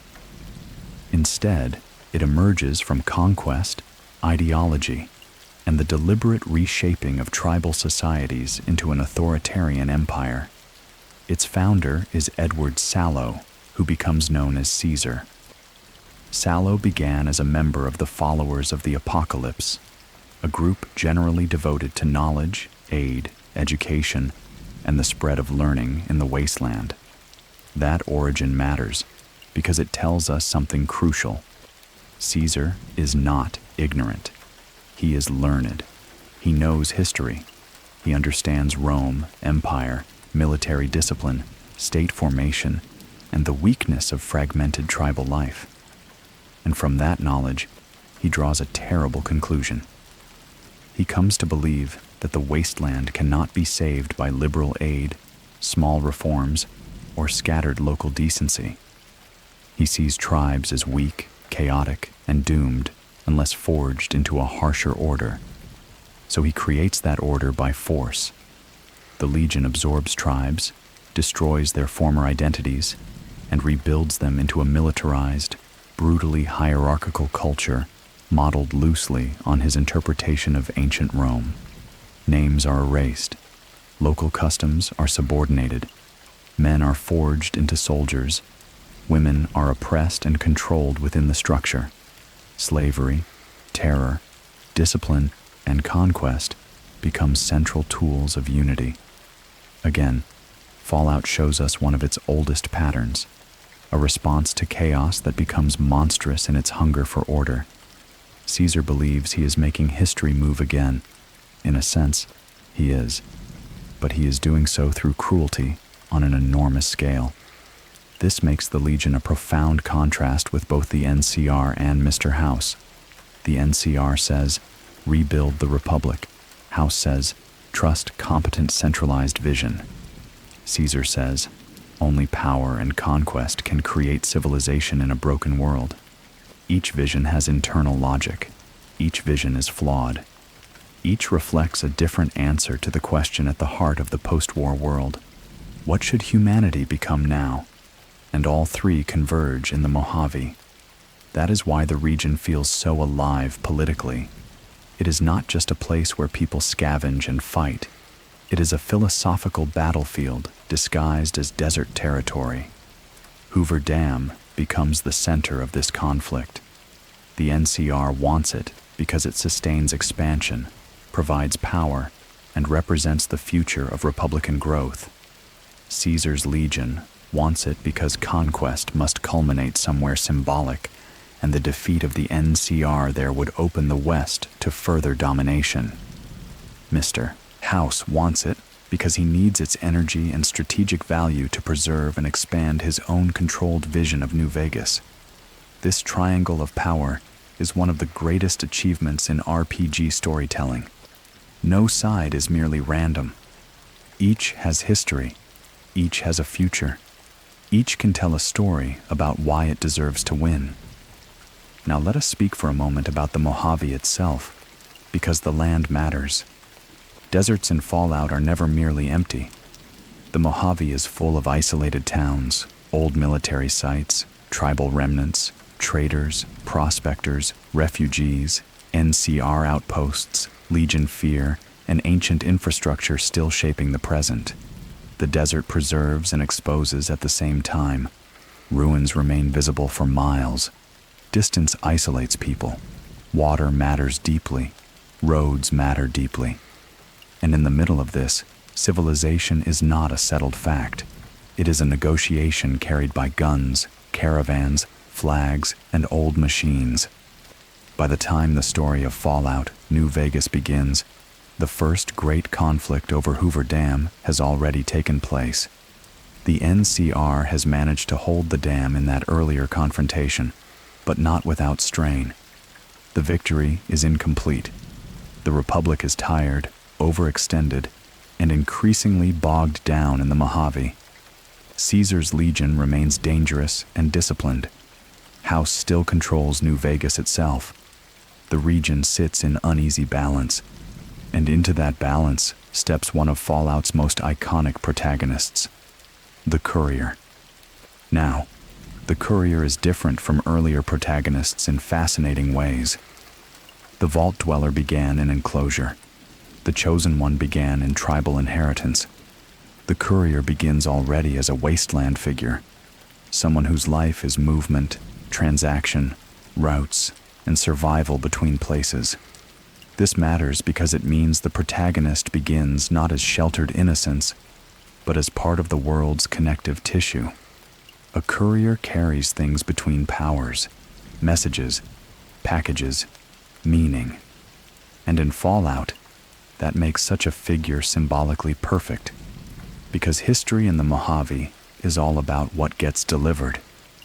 The package the courier carries, a platinum chip, turns out to be far more important than it first appears.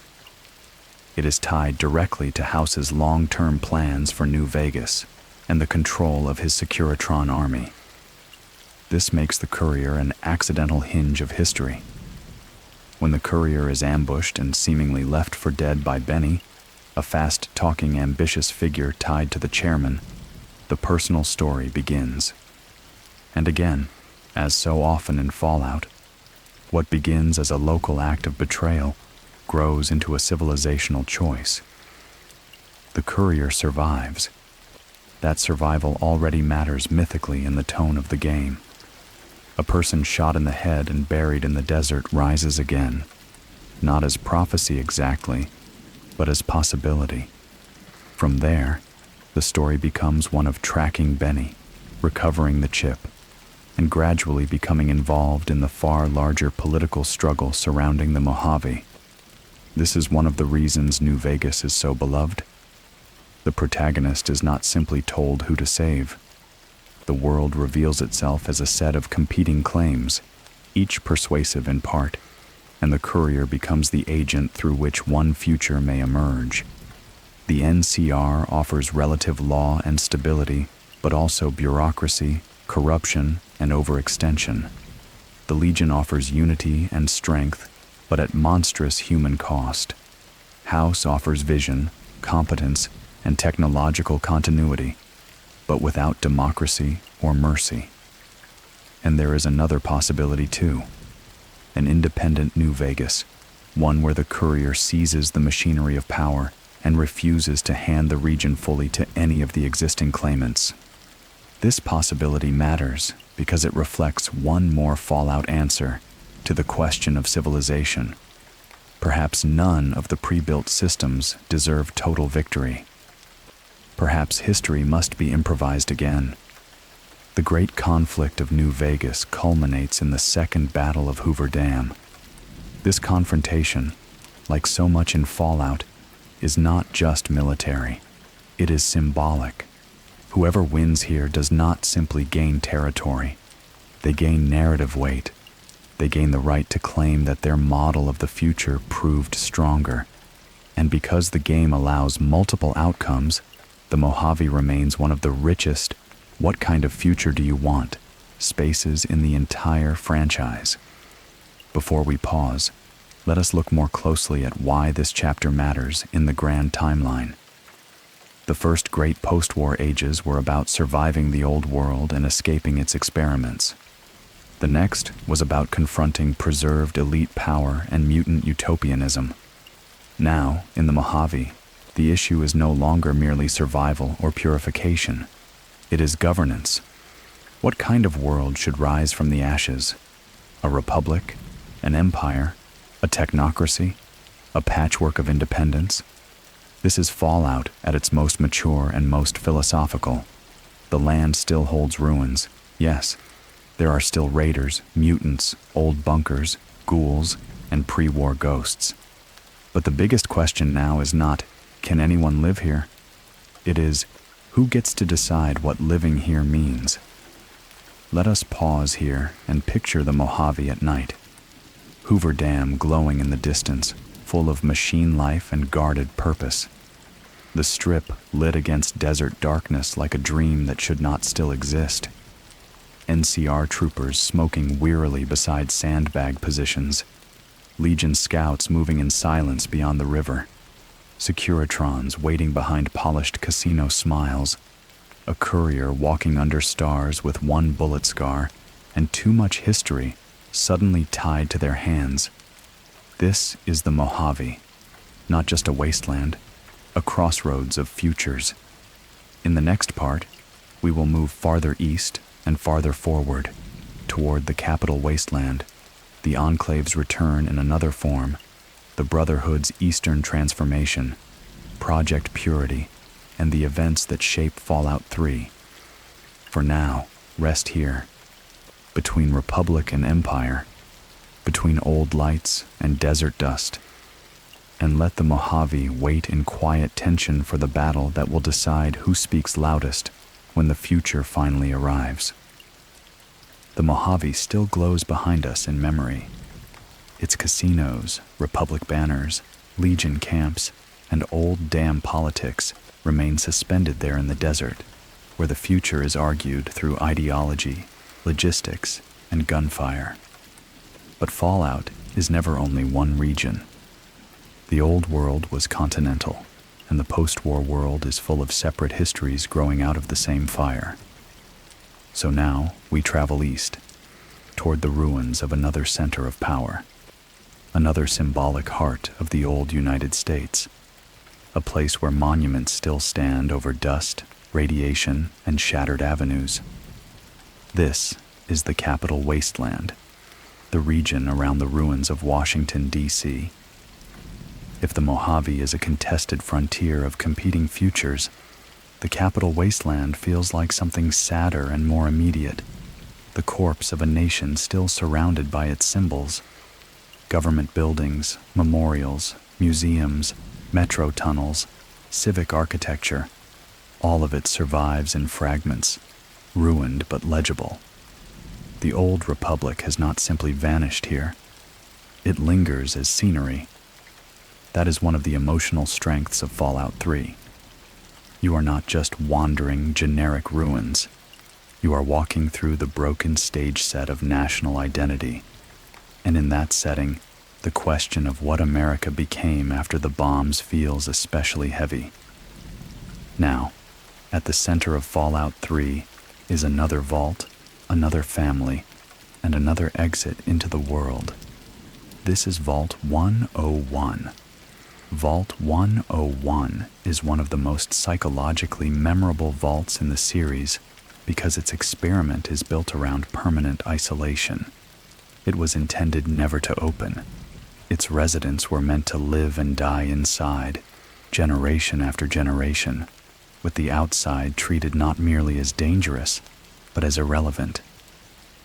The overseer's authority in such a place becomes nearly absolute, because when a system is sealed completely, information itself becomes a kind of oxygen. The protagonist of this era is the lone wanderer. Unlike the courier, who begins already shaped by the wasteland, and unlike the Chosen One, who begins inside tribal inheritance, the lone wanderer begins inside structured enclosure. We witness childhood inside the vault. Birth, birthdays, lessons, social rituals, educational tests, awkward friendships, parental guidance. All of it occurs under fluorescent light, under metal ceilings, beneath the assumption that this is the world. This gives Fallout 3 a very particular emotional tone. The old world above is not just unknown. It is forbidden, mythic, and almost unreal. And yet the story is driven, once again, by family. The lone wanderer's father is James, a scientist and doctor who had brought his child into Vault 101 for protection. James is one of the most important emotional figures in Fallout 3 because he gives the story a different center from many other entries. He is not simply a dead parent in the backstory or a symbolic founder from long ago. He is present, caring, intelligent, and tied to an idea larger than himself. That idea is Project Purity. Project Purity is one of the most hopeful and tragic undertakings in the Capital Wasteland. Its purpose is simple in concept, but immense in implication. A massive system designed to purify water for the region. In a world poisoned by radiation and scarcity, clean water is not merely useful, it is civilizational. It means health, agriculture, travel, trade, trust, and long-term life beyond mere survival. This is why water in Fallout always feels so sacred. It is not just a resource. It is the possibility of a future that does not rot from the inside. James had once worked on Project Purity with other scientists, including a woman named Catherine, the lone wanderer's mother, whose death is tied to the earliest personal memory of the story. After those earlier efforts failed, James retreated into the relative safety of Vault 101, but he never fully abandoned the dream. And eventually, he leaves the vault. This departure is the event that shatters the enclosed life of the lone wanderer and sends them into the wasteland.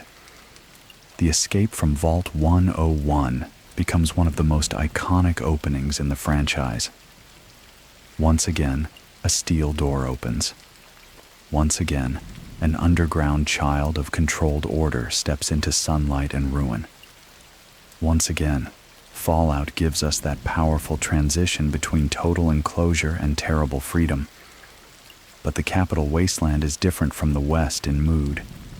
It is harsher in a distinct way, more broken, more immediately ravaged, less politically developed than the NCR territories, more full of isolated struggle. The region is dotted with settlements like Megaton, scavenger outposts, raider strongholds, mutant zones, metro tunnels, and fragments of old DC infrastructure turned into danger or refuge. There is less sense here of a stable, rising republic, and more sense of a people surviving amid enormous civic ruin. Megaton itself is one of the perfect Fallout places, a town built around an unexploded atomic bomb. That image contains the whole setting in miniature. Human beings making home around the very symbol of their destruction, not diffusing it, not understanding it fully, just incorporating it into ordinary life. That is what the wasteland does. It domesticates catastrophe. As the lone wanderer searches for James, the story gradually reveals more of the Capital Wasteland's major forces. One of the most important is the local chapter of the Brotherhood of Steel, which by this point has changed significantly from its Western roots. This Eastern Brotherhood is led by Owen Lyons. Lyons is crucial because he represents a divergence in Brotherhood identity. The original Western Brotherhood, as we discussed, was often focused on preserving and restricting dangerous technology, sometimes at the expense of broader humanitarian involvement. Lyons, however, sees the suffering around him in the Capital Wasteland and cannot remain satisfied with pure technological guardianship. Under his leadership, the Eastern Brotherhood takes on a more openly protective role, fighting super mutants, defending settlements, and acting in a way that is closer to knightly guardianship than pure techno-monastic isolation. This creates tension inside the Brotherhood itself. Not everyone agrees with Lyons. Some believe he has betrayed the original mission by spending resources defending ordinary wastelanders rather than focusing on technology recovery and control. This schism leads to the emergence of the outcasts, Brotherhood members who reject Lyons's humanitarian turn and cling more closely to the old doctrine. This is one of the most interesting factional developments in Fallout 3 because it shows how post-war institutions evolve differently when placed in different environments. The East Coast Brotherhood is not simply a copy of the West Coast Brotherhood. It has been shaped by the conditions around it, by the sheer misery of the Capital Wasteland, by the visibility of suffering, by the need to choose between purity of mission and immediate moral response. Lyons chooses response. That choice matters. It makes the Eastern Brotherhood more sympathetic, but also more strained and vulnerable. Now, alongside the Brotherhood, another old force returns to the stage. The Enclave. We encountered the Enclave in the West as the preserved elite remnant of the old United States, seeking purification through extermination. That Western branch was shattered in Fallout 2, but the Enclave was never only one base. Like many elite survivals, it had continuity, redundancy, and hidden depth. In the Capital Wasteland, the Enclave returns under new leadership and with renewed interest in shaping the future of the region. The key figure here is President John Henry Eden. Eden is one of the strangest and most fascinating presences in Fallout 3 because he embodies the Enclave's obsession with continuity in a deeply uncanny way. He speaks as President of the United States, broadcasting rhetoric of restoration, order, and national renewal. His voice is calm, patriotic, reassuring in a way designed to echo old executive authority. But that reassurance is false. And even more strangely, Eden is not a normal human leader at all. He is an artificial intelligence. This is so perfectly Fallout. The presidency itself becomes a simulation continuing after the nation has died, a machine preserving the language of legitimacy long after the institutions that once made such language meaningful have been destroyed. Eden is old America as ghost program, nationalism turned into circuitry, and beneath the rhetoric, the Enclave's aims remain terrible. Like their predecessors, they want control of the future through purification and exclusion. Project Purity becomes central to this, because whoever controls the region's water controls not merely survival, but the moral and political shape of the Capital Wasteland. James, once reunited with the lone wanderer, returns to Project Purity in the hope of finally making it work. Here the story becomes deeply emotional because Fallout 3 is not just about factions and ruins. It is about a parent's unfinished hope and a child drawn into it. James does not want conquest. He wants water. He wants life. He wants the impossible, simple thing that the wasteland so rarely gives freely, a future that helps everyone. That makes him profoundly vulnerable to the Enclave. When the Enclave arrives and attempts to seize Project Purity, James is forced into one of the most painful decisions in the game. Refusing to let the Enclave take the project intact, he sacrifices himself to deny them immediate control. This is a devastating moment because it reflects one of Fallout's most recurring emotional patterns. Hope survives, but often through terrible personal cost. The lone wanderer, is left to carry the project forward. Now, the stakes widen. Project Purity must be activated. The Enclave must be stopped. And the Capital Wasteland's future hangs in the balance. One of the major symbolic tools in this struggle is perhaps the most absurd and glorious weapon in Fallout, Liberty Prime. Liberty Prime is one of those inventions that perfectly captures the setting's fusion of satire, sincerity, and spectacle. A gigantic pre-war war machine built in the image of unstoppable American military supremacy, Liberty Prime is ridiculous, awe-inspiring, and deeply revealing. It shouts anti-communist slogans while hurling destruction through the wasteland like an ideological monument that refused to die. It is easy to laugh at Liberty Prime, and one should, but it is also important to understand what it represents. The old world's militarism remains seductive even after the end. When the Brotherhood reactivates Liberty Prime to fight the Enclave, the moment feels triumphant. Yet there is also irony in it. To save the wasteland's water, one must awaken one of the most extravagant symbols of the civilization that destroyed the planet. Fallout never lets heroism stay pure for very long. The final struggle of Fallout 3 centers on the activation of Project Purity and the defeat of the Enclave's regional plans. Depending on the version of the story considered, the Purifier becomes the site of one of the game's most debated and emotionally loaded endings. Radiation, sacrifice, duty, and survival all converge there. The exact handling of who enters the chamber and why varies across the game and its expansion adjustments. But what matters most in the broad timeline is this. Project Purity is activated. The Enclave's immediate control is broken, and the Capital Wasteland gains a new chance at life through clean water. This is a genuinely hopeful shift. Not total salvation, not instant reconstruction, but hope with infrastructure. Hope flowing through pipes, pumps, and supply lines. Hope that can be carried in containers. Hope that can change settlements and routes and expectations. After so much of Fallout's history being defined by scarcity, poison, and hoarded survival, clean water on a regional scale feels almost miraculous. And yet, the world remains Fallout. The Enclave is damaged, not conceptually erased forever. The Brotherhood gains stature, but also new responsibilities and future challenges.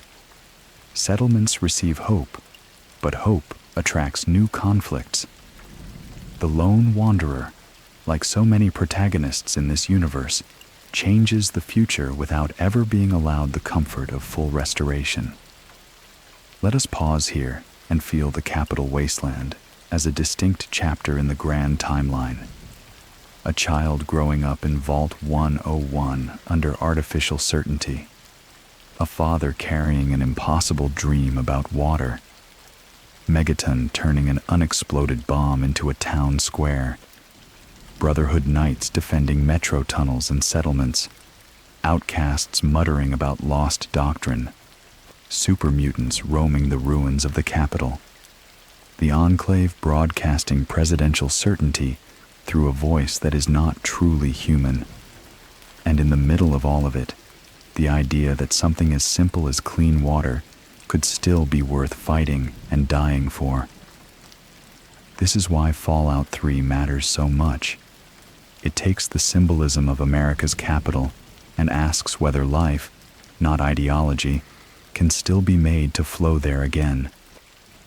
In the next part, we will move into the later Eastern developments and toward the world of Fallout 4, the Commonwealth, the Institute, synths, the Minutemen, the Railroad, the Brotherhood under a new generation, and the question of what counts as human in the ruins of the old world. For now, rest here, among monuments, metro tunnels, radio broadcasts, and purifier lights, and let the Capital Wasteland drift into quiet, beneath the idea that even after fire, ash, and ideology, a civilization may still begin again with water. The Capital Wasteland fades behind us. Its broken monuments, flooded metros, Brotherhood patrols, Enclave broadcasts, and purifier lights settle into the distance like another chapter in the long, unfinished argument between ruin and recovery. But Fallout's world is wide, and every region inherits the old world differently. Some places become deserts of competing nations. Some become capitals haunted by national memory, and some become laboratories of a more intimate, stranger fear.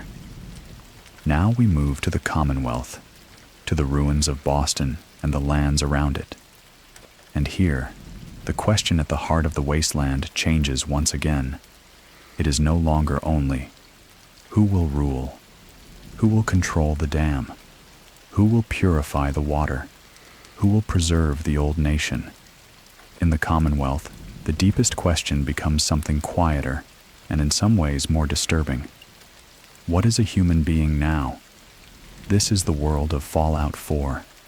And to understand it, we begin, as Fallout so often asks us to do, in the moment before everything ends. One of the most powerful things about Fallout 4 is that it allows us to see the old world not just through scraps, terminals, or memory, but directly. We begin in pre-war suburbia, a home, a spouse, a child, morning light, domestic routine, a sales representative from Vault Tech at the door, the television speaking in the language of national emergency. The old world, for a brief moment, is alive.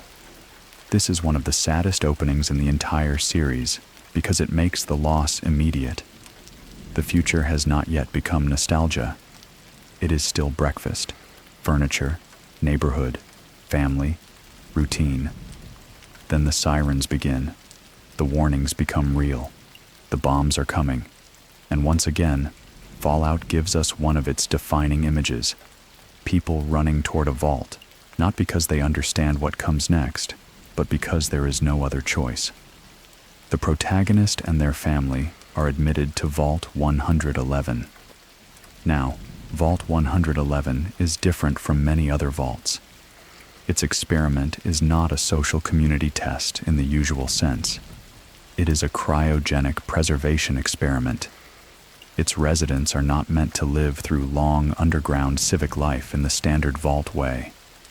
Instead, they are frozen, suspended, turned into time travelers of a sort, carried unwillingly across centuries. This is a deeply important narrative decision, because the protagonist of Fallout 4, the sole survivor, is not the descendant of the old world, nor merely a child raised in a post-war system. They are the old world, or at least, a fragment of it. A preserved human being from before the bombs, thrust into a future that has inherited everything except familiarity. That gives Fallout 4 a distinctive emotional texture. The protagonist is not merely discovering the wasteland, they are mourning it. The ruins are not abstract remains of history, they are the remains of their civilization, and this grief becomes even more personal. Inside Vault 111, while frozen in cryogenic suspension, the protagonist partially witnesses a horrifying event: the murder of their spouse and the kidnapping of their infant son, Sean. This moment is central to Fallout 4's emotional drive. It transforms the story from generic survival into something deeply intimate. A lost child, a stolen future, a family shattered across centuries. And because the protagonist returns to consciousness much later, the search for Sean unfolds inside radical temporal dislocation. The parent wakes believing the loss is recent, only to discover that decades, indeed centuries since the war, and significant time since the kidnapping, have passed. That disorientation matters, because the world is not only gone, it has moved on without you. the Commonwealth is one of the most layered and interesting regions in the franchise. Unlike the Mojave, which feels politically defined by a few large claimants, or the Capital Wasteland, which feels broken into sparse survival amid symbolic ruins, the Commonwealth is crowded with overlapping experiments in order and distrust. There are settlements trying to hold together. There are raiders and super mutants, of course. There are old-world ruins, corporate spaces, and civic wreckage. But above and beneath all of this is a pervasive atmosphere of suspicion. People whisper about kidnappings, about replacements, about those who disappear and return somehow wrong. This fear centers on one of the most important factions in the region, the Institute. The Institute is one of the most conceptually powerful organizations in Fallout because it represents a different kind of post-war survival. It is not a state like the NCR. It is not a martial order like the Brotherhood. It is not a simple continuity remnant like the Enclave. It is a hidden technocratic civilization descended from the Commonwealth Institute of Technology, which survived underground and continued developing science at extraordinary levels. In many ways, the Institute is what some pre-war elites probably imagined the future should belong to. Clean, controlled, rational, insulated from the chaos above. Its facilities are advanced, almost sterile in comparison to the wasteland. Its people are educated, organized, and protected from the filth and improvisation of the surface. Its technology is astonishing, and that is precisely why it is so unsettling. Because the Institute is not merely surviving, it is experimenting, manipulating, intervening in the surface world while refusing responsibility for its suffering. This returns us to one of Fallout's oldest themes. That advanced order without moral humility becomes its own form of monstrosity. Now, the Institute's most famous creations are the synths. Synths are artificial humans, not just robots in the old industrial sense, but beings that in their most advanced forms can resemble human life so closely that the distinction becomes terrifyingly unstable. Earlier mechanical models of synthetic beings evolve over time into more sophisticated generations, culminating in Generation 3 synths, who are biologically human-like to an extraordinary degree. This is where Fallout 4 becomes philosophically rich in a new way. Because if a being thinks, fears, remembers, speaks, hopes, and suffers like a human, what exactly makes it less human? The Institute treats synths largely as creations, property, tools, or controlled assets. But many synths display consciousness, self-awareness, emotional lives, and the desire for freedom. This tension drives the whole moral architecture of the Commonwealth. The surface fears synths because they may be infiltrators. The Institute controls synths because it made them. And others begin to ask whether synths deserve liberation. This is no longer only a story of rebuilding roads or securing water. It is a story about personhood, about whether humanity's old habit of domination has simply moved into a new substrate. Among the Commonwealth's key factions, one of the most hopeful in spirit, though often fragile in practice, is the Minutemen. The Minutemen are, at least ideally, a grassroots defense movement for the people of the Commonwealth. They are local, civic, and community-oriented. They do not seek hidden domination or ideological empire. They seek mutual aid, settlement defense, and the rebuilding of trust among ordinary survivors. There is something deeply appealing about them. They are not perfect. Their structure is vulnerable. Their history includes collapse and internal failure. But their best version represents one of Fallout's kindest ideas, that civilization may begin not from grand state plans or elite preservation, but from neighbors agreeing not to abandon one another. This is why the Minutemen feel so different from many other factions. They are humble in aspiration. Artillery, farms, roads, help when called. These things matter. They are building society from the local outward. And in the Commonwealth, where fear and replacement have eroded trust, that matters enormously. Then, there is the Railroad. The Railroad is one of the most distinctive factions in Fallout because it is built almost entirely around a moral conviction that synths deserve freedom. Its members operate in secrecy, creating escape routes, safe houses, coded communication, and resistance against Institute control. In obvious symbolic terms, the name invokes historical underground liberation networks, and that symbolism is not subtle by design. The Railroad matters because it forces the player and the world to confront the synth question directly. If synths are property, the Railroad is criminal. If synths are people, the Railroad is righteous. And Fallout 4 lives precisely in that uncomfortable space where certainty is difficult, because the world itself is full of deception, fear, and technological ambiguity. The Railroad is often impractical, secretive, and narrow in scope compared to factions trying to govern whole regions. But moral seriousness is often narrow in practical terms. That does not make it unimportant. In fact, it makes the Railroad feel very real. Now we must return to the Brotherhood of Steel, because in Fallout 4, the Eastern Brotherhood has changed again. The Order is now led by Arthur Maxon. That name matters. Maxon is not merely any leader. He is the descendant of the Brotherhood's founding lineage. In him, old symbolism and new charisma combine. Under Arthur Maxon, the Brotherhood becomes stronger, more disciplined, more expansionist, and more ideologically forceful than it had been under Lyons's more openly humanitarian phase.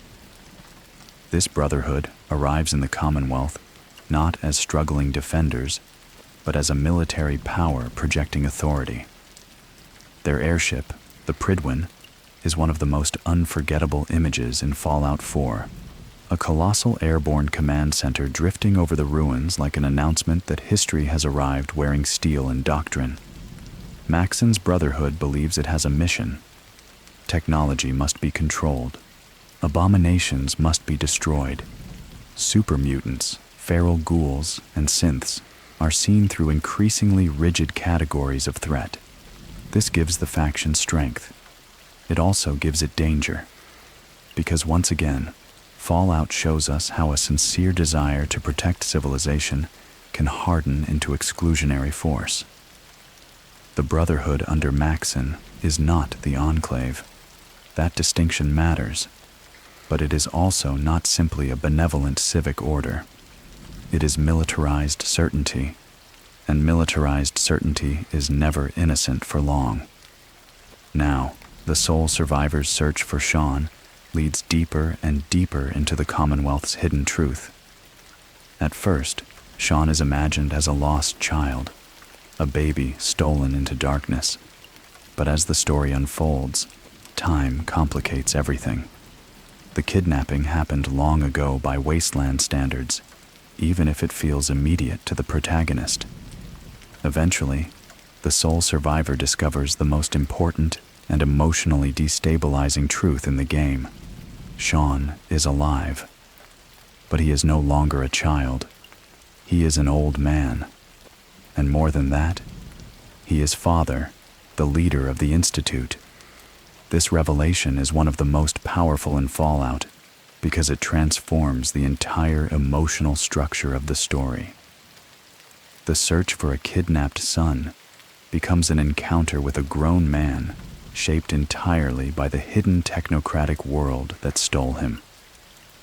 The parent is no longer coming to rescue a child. They are arriving too late to rescue the person he became. Sean, as father, believes in the Institute. He sees its work as humanity's best future. He has been raised within its logic, its protections, its superiority, its distance from surface suffering. To him, the Commonwealth above is often a place of failed experiments and unmanaged decline. To the sole survivor, it is a brutal but living world full of actual people. This is one of the great tragedies of Fallout 4. It is not just factional, it is familial. The old world parent and the post-war son stand on opposite sides of a philosophical divide shaped by history, kidnapping, and time itself. The Institute presents itself as civilization's highest surviving form: clean energy, advanced medicine, synthetic life, teleportation, data, precision, continuity. But beneath all of that is the same old sickness Fallout never stops examining: the belief that one may experiment on others for their own good. The Institute abducts, replaces, manipulates, and studies the surface world while refusing reciprocal vulnerability.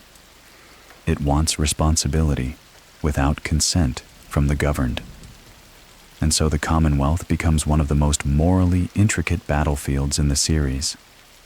The Minutemen say, "Build from the people outward."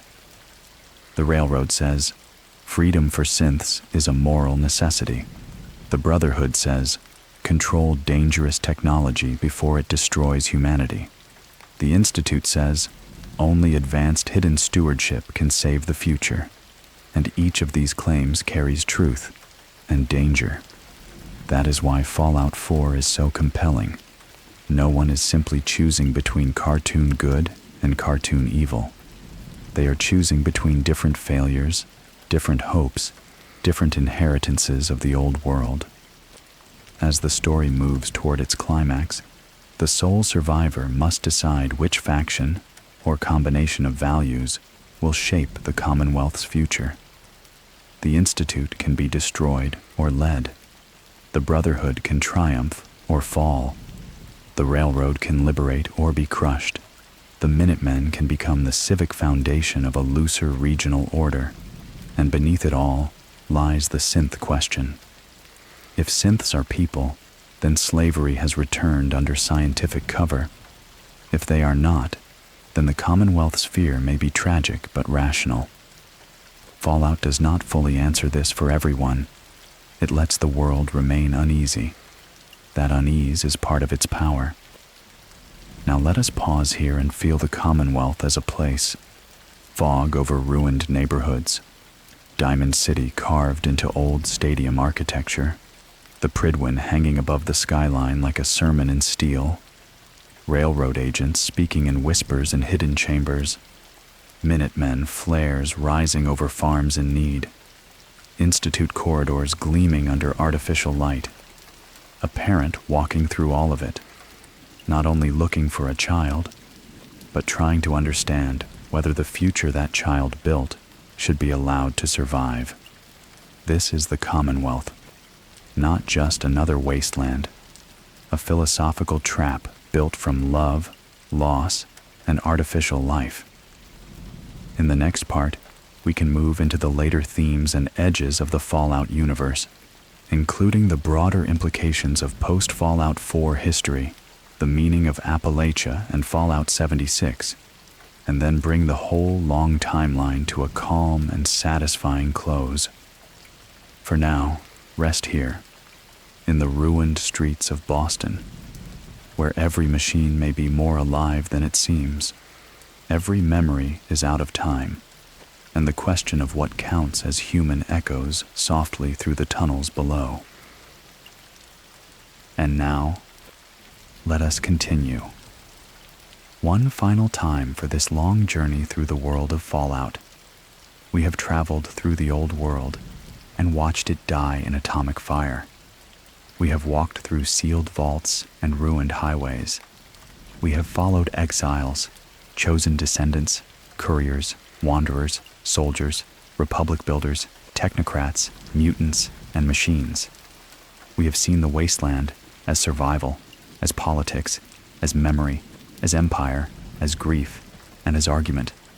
And now, To bring this long story gently to rest, we move to one more region, one more chapter, one more way the old world tried to survive the end, and failed, and changed, and continued anyway.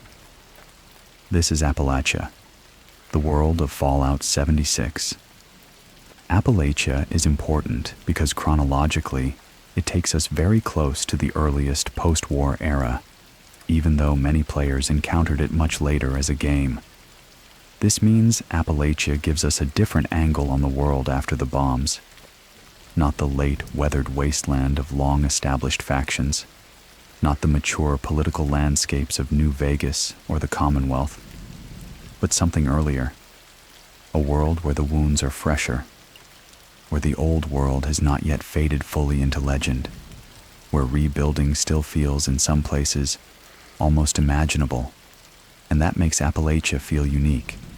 Its forests, mountains, mining towns, ski lodges, civic centers, research sites, and scattered communities carry a different mood from the desert and the coast.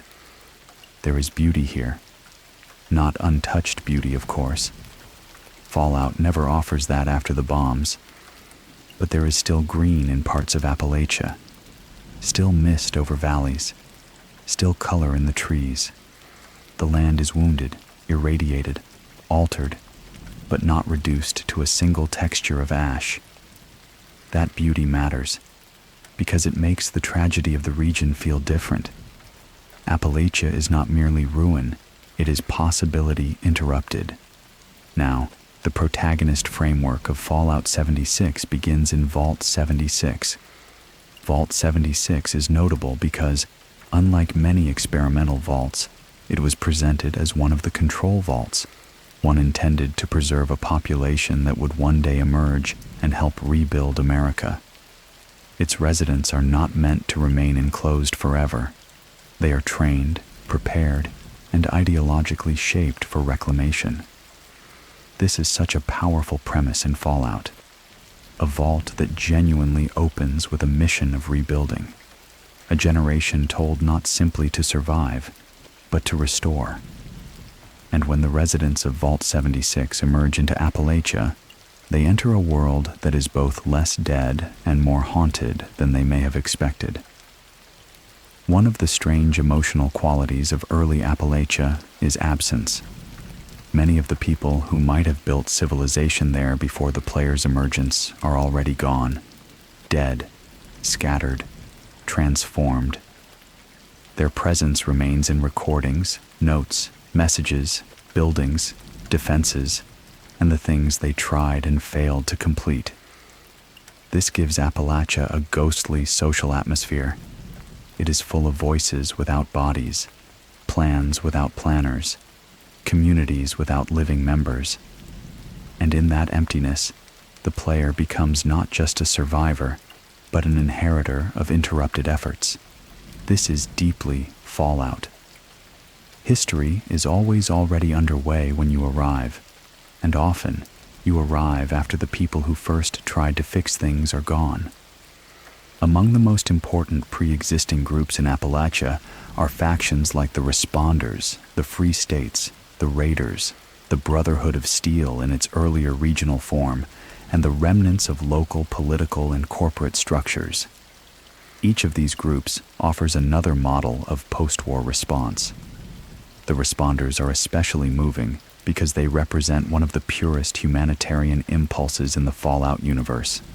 Formed largely from firefighters, medics, police, and civic-minded survivors, they tried to save lives, maintain order, provide aid, and hold communities together after the war. Their legacy shows that even in the earliest, most confusing post-war years, ordinary decency did not vanish. It fought, it organized, it tried. That effort matters enormously, even if it failed. Because in Fallout, failure does not erase moral beauty. The Responders are beautiful precisely because they tried to make the end of the world less cruel. Then there are the Free States, a faction shaped by distrust of government and pre-war power. They had prepared for collapse in their own way, building bunkers and survival networks based on suspicion of centralized authority. In a different story, such people might be dismissed as paranoid. In Fallout, of course, the world often proves the paranoid were not paranoid enough. The free states matter because they reflect another old truth of the setting, that the state and the corporation were not trustworthy before the war, and that mistrust did not die with them. The Raiders of Appalachia, meanwhile, remind us that not every response to the end is noble or cooperative. Some people meet collapse with appetite, violence, and domination. This is true in every region of Fallout, but in Appalachia, it takes on a fresh, immediate shape. Social bonds fail, scarcity bites, predation emerges. The old human capacity to turn suffering into hierarchy survives the bombs without difficulty. And then there is one of the most important threats in Appalachia's history, the Scorched Plague. Now, this is part of what makes Fallout 76 feel unique in the broader timeline.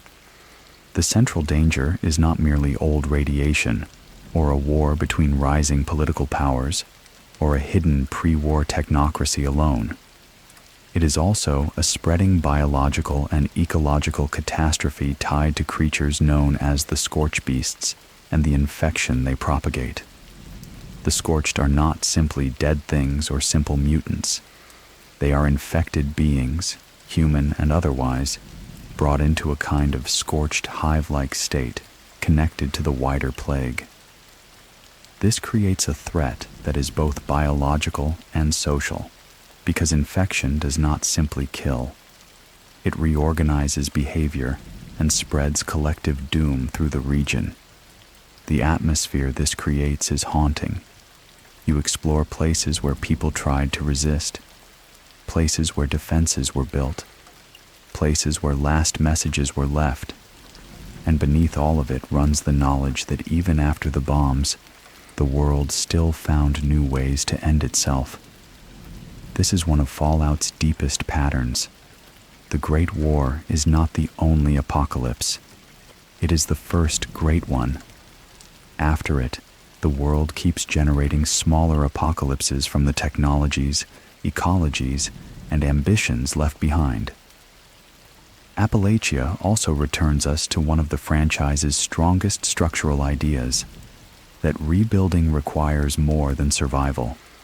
It requires information, trust, coordination, and time, all of which catastrophe tries to destroy. The people of Vault 76 emerge with tools and ideals, but ideals alone do not stop plague, factional collapse, mutated ecosystems, or inherited infrastructural failure. And yet the attempt still matters. That is something I want to linger on for a moment, because it may be the most important emotional truth of Fallout as a whole. The people who matter most in Fallout are often not the ones who promise perfection. They are the ones who keep trying in a broken world. The responders trying to rescue the wounded, the settlers trying to farm poisoned land, the NCR trying to make law where law has long been absent, the Minutemen trying to answer calls for help, the scientists of Project Purity trying to clean water, the courier deciding who should or should not own the future of a desert, the sole survivor deciding whether synthetic life deserves freedom. Fallout is not really a story about a world that ended. It is a story about what kinds of people emerge after endings. Now, if we step back from individual plots and look at the broad meaning of the Fallout timeline, several great themes become clear. The first is inheritance. Every generation of the Wasteland inherits something from the old world. Sometimes it is a machine, sometimes a vault, sometimes a war doctrine, sometimes a virus or experimental technology, sometimes a myth, sometimes a flag, sometimes a false promise. No one in Fallout begins from nothing. The world after the bombs is crowded with inheritance, and inheritance is never neutral. The second great theme is the danger of preservation without wisdom. So many of Fallout's greatest threats come from things that survived too well. The Enclave preserves elite nationalism. The Brotherhood preserves technology but struggles with elitism. The Institute preserves science but loses moral reciprocity. Mr. House preserves planning but not democracy. Vault Tech preserves populations only to experiment on them. The old world's problem, in other words, was never merely that it died. It was that too many of its worst instincts survived into the future. The third great theme is the impossibility of simple restoration. No one can truly bring back America as it was. Not the Enclave, not the NCR, not House, not the Brotherhood, not the Institute. The old world is gone. Those who try to restore it exactly either become tyrants, fools, or curators of dead things. The future in Fallout must be made from the ruins, not by pretending the ruins never happened. This is why the best hope in Fallout often comes from modest things. A settlement wall repaired, a caravan route made safer, a crop planted, a well purified, a radio station maintained, a family protected, a local militia answering a flare. These things do not look grand beside pre-war skyscrapers and superweapons, but they are the actual substance of civilization. Fallout knows this. It knows that history is not only shaped by great men in bunkers or corporations in towers, it is also shaped by whoever keeps the lights on one more night. The fourth theme is what counts as human. This question runs through the entire franchise in different forms. Are ghouls fully people despite their altered bodies? Are super mutants only monsters or tragic casualties of forced change? Are synths human if they think and feel? Are vault dwellers less real than wasteland survivors because they grew up in artificial safety? Is humanity a biological category, a cultural one, a moral one, or something else entirely? Fallout never settles this fully. And that is wise, because part of the series' power lies in how often it shows that cruelty begins with classification. The Enclave says the wasteland is impure. The Institute says synths are property. Caesar says tribes must be remade by force. Vault Tech says populations are variables. Each time, suffering follows the act of narrowing who counts. The best characters in Fallout resist that narrowing. The final great theme is hope without innocence. This may be the most beautiful thing about Fallout. Hope exists in this world. Real hope. Not cynical residue. Not naive fantasy. But it is never innocent hope. It comes after too much has already happened. After bombs. After mutation. After betrayal. After failed republics and preserved tyrannies and corporate lies and family loss. Hope in Fallout is mature, scarred, suspicious, but still alive. That is why the series can feel strangely comforting despite all its ruins, because it insists, over and over, that people will keep trying to make a world, even when the world has already failed them. And so, as we bring this long journey to its close, let us walk once more through the great arc of what we have seen. We began in the old world, a retro-futurist America smiling its way toward nuclear death. We saw the resource wars and the Great War that ended civilization in a single morning. We entered the vaults and discovered that even apocalypse had been turned into experiment. We watched ghouls endure as witnesses to lost centuries. We saw the Brotherhood of Steel rise from military disgust at old-world corruption. We followed FEV into the birth of super mutants and the tragic ideology of the Master. We watched the Vault Dweller save home and lose it forever. We followed the Chosen One through Arroyo, the NCR, and the Enclave's dream of purification. We stood in the Mojave between Republic, Empire, technocracy, and independence. We walked the Capital Wasteland searching for water and some surviving moral center. We entered the Commonwealth and confronted the question of synthetic humanity. And finally, we came to Appalachia, where the effort to rebuild still echoed through recordings, ruins, and unfinished plans. This is why Fallout endures, because beneath the irradiated monsters, the old songs, the rusted signs, the bottle caps, and the black humor, it tells a very old story in a very unusual form. A story about what human beings do with inheritance. A story about whether power can ever learn humility. A story about whether survival is enough without kindness. A story about whether the future belongs to those who preserve the past, or to those brave enough to build something smaller, stranger, and more honest from the wreckage. So now, let the wasteland grow quiet. Let the old radios hum softly in distant rooms. Let the wind move over dry roads, through broken windows, past rusted signs and silent power lines. Let the vault doors stay closed where they must. Let the caravans reach their towns safely tonight. Let the lights of New Vegas glow a little farther away. Let the Capital Wasteland sleep beneath its monuments. Let the Commonwealth rest under the shadow of old machines. Let Appalachia breathe through mist and mountain darkness. And let all the long history of bombs, experiments, republics, raiders, ghouls, mutants, synths, and wanderers settle gently into stillness. Because for tonight, this is enough. The world ended, and still, somehow, people kept going. Sleep well, and drift softly through the wasteland.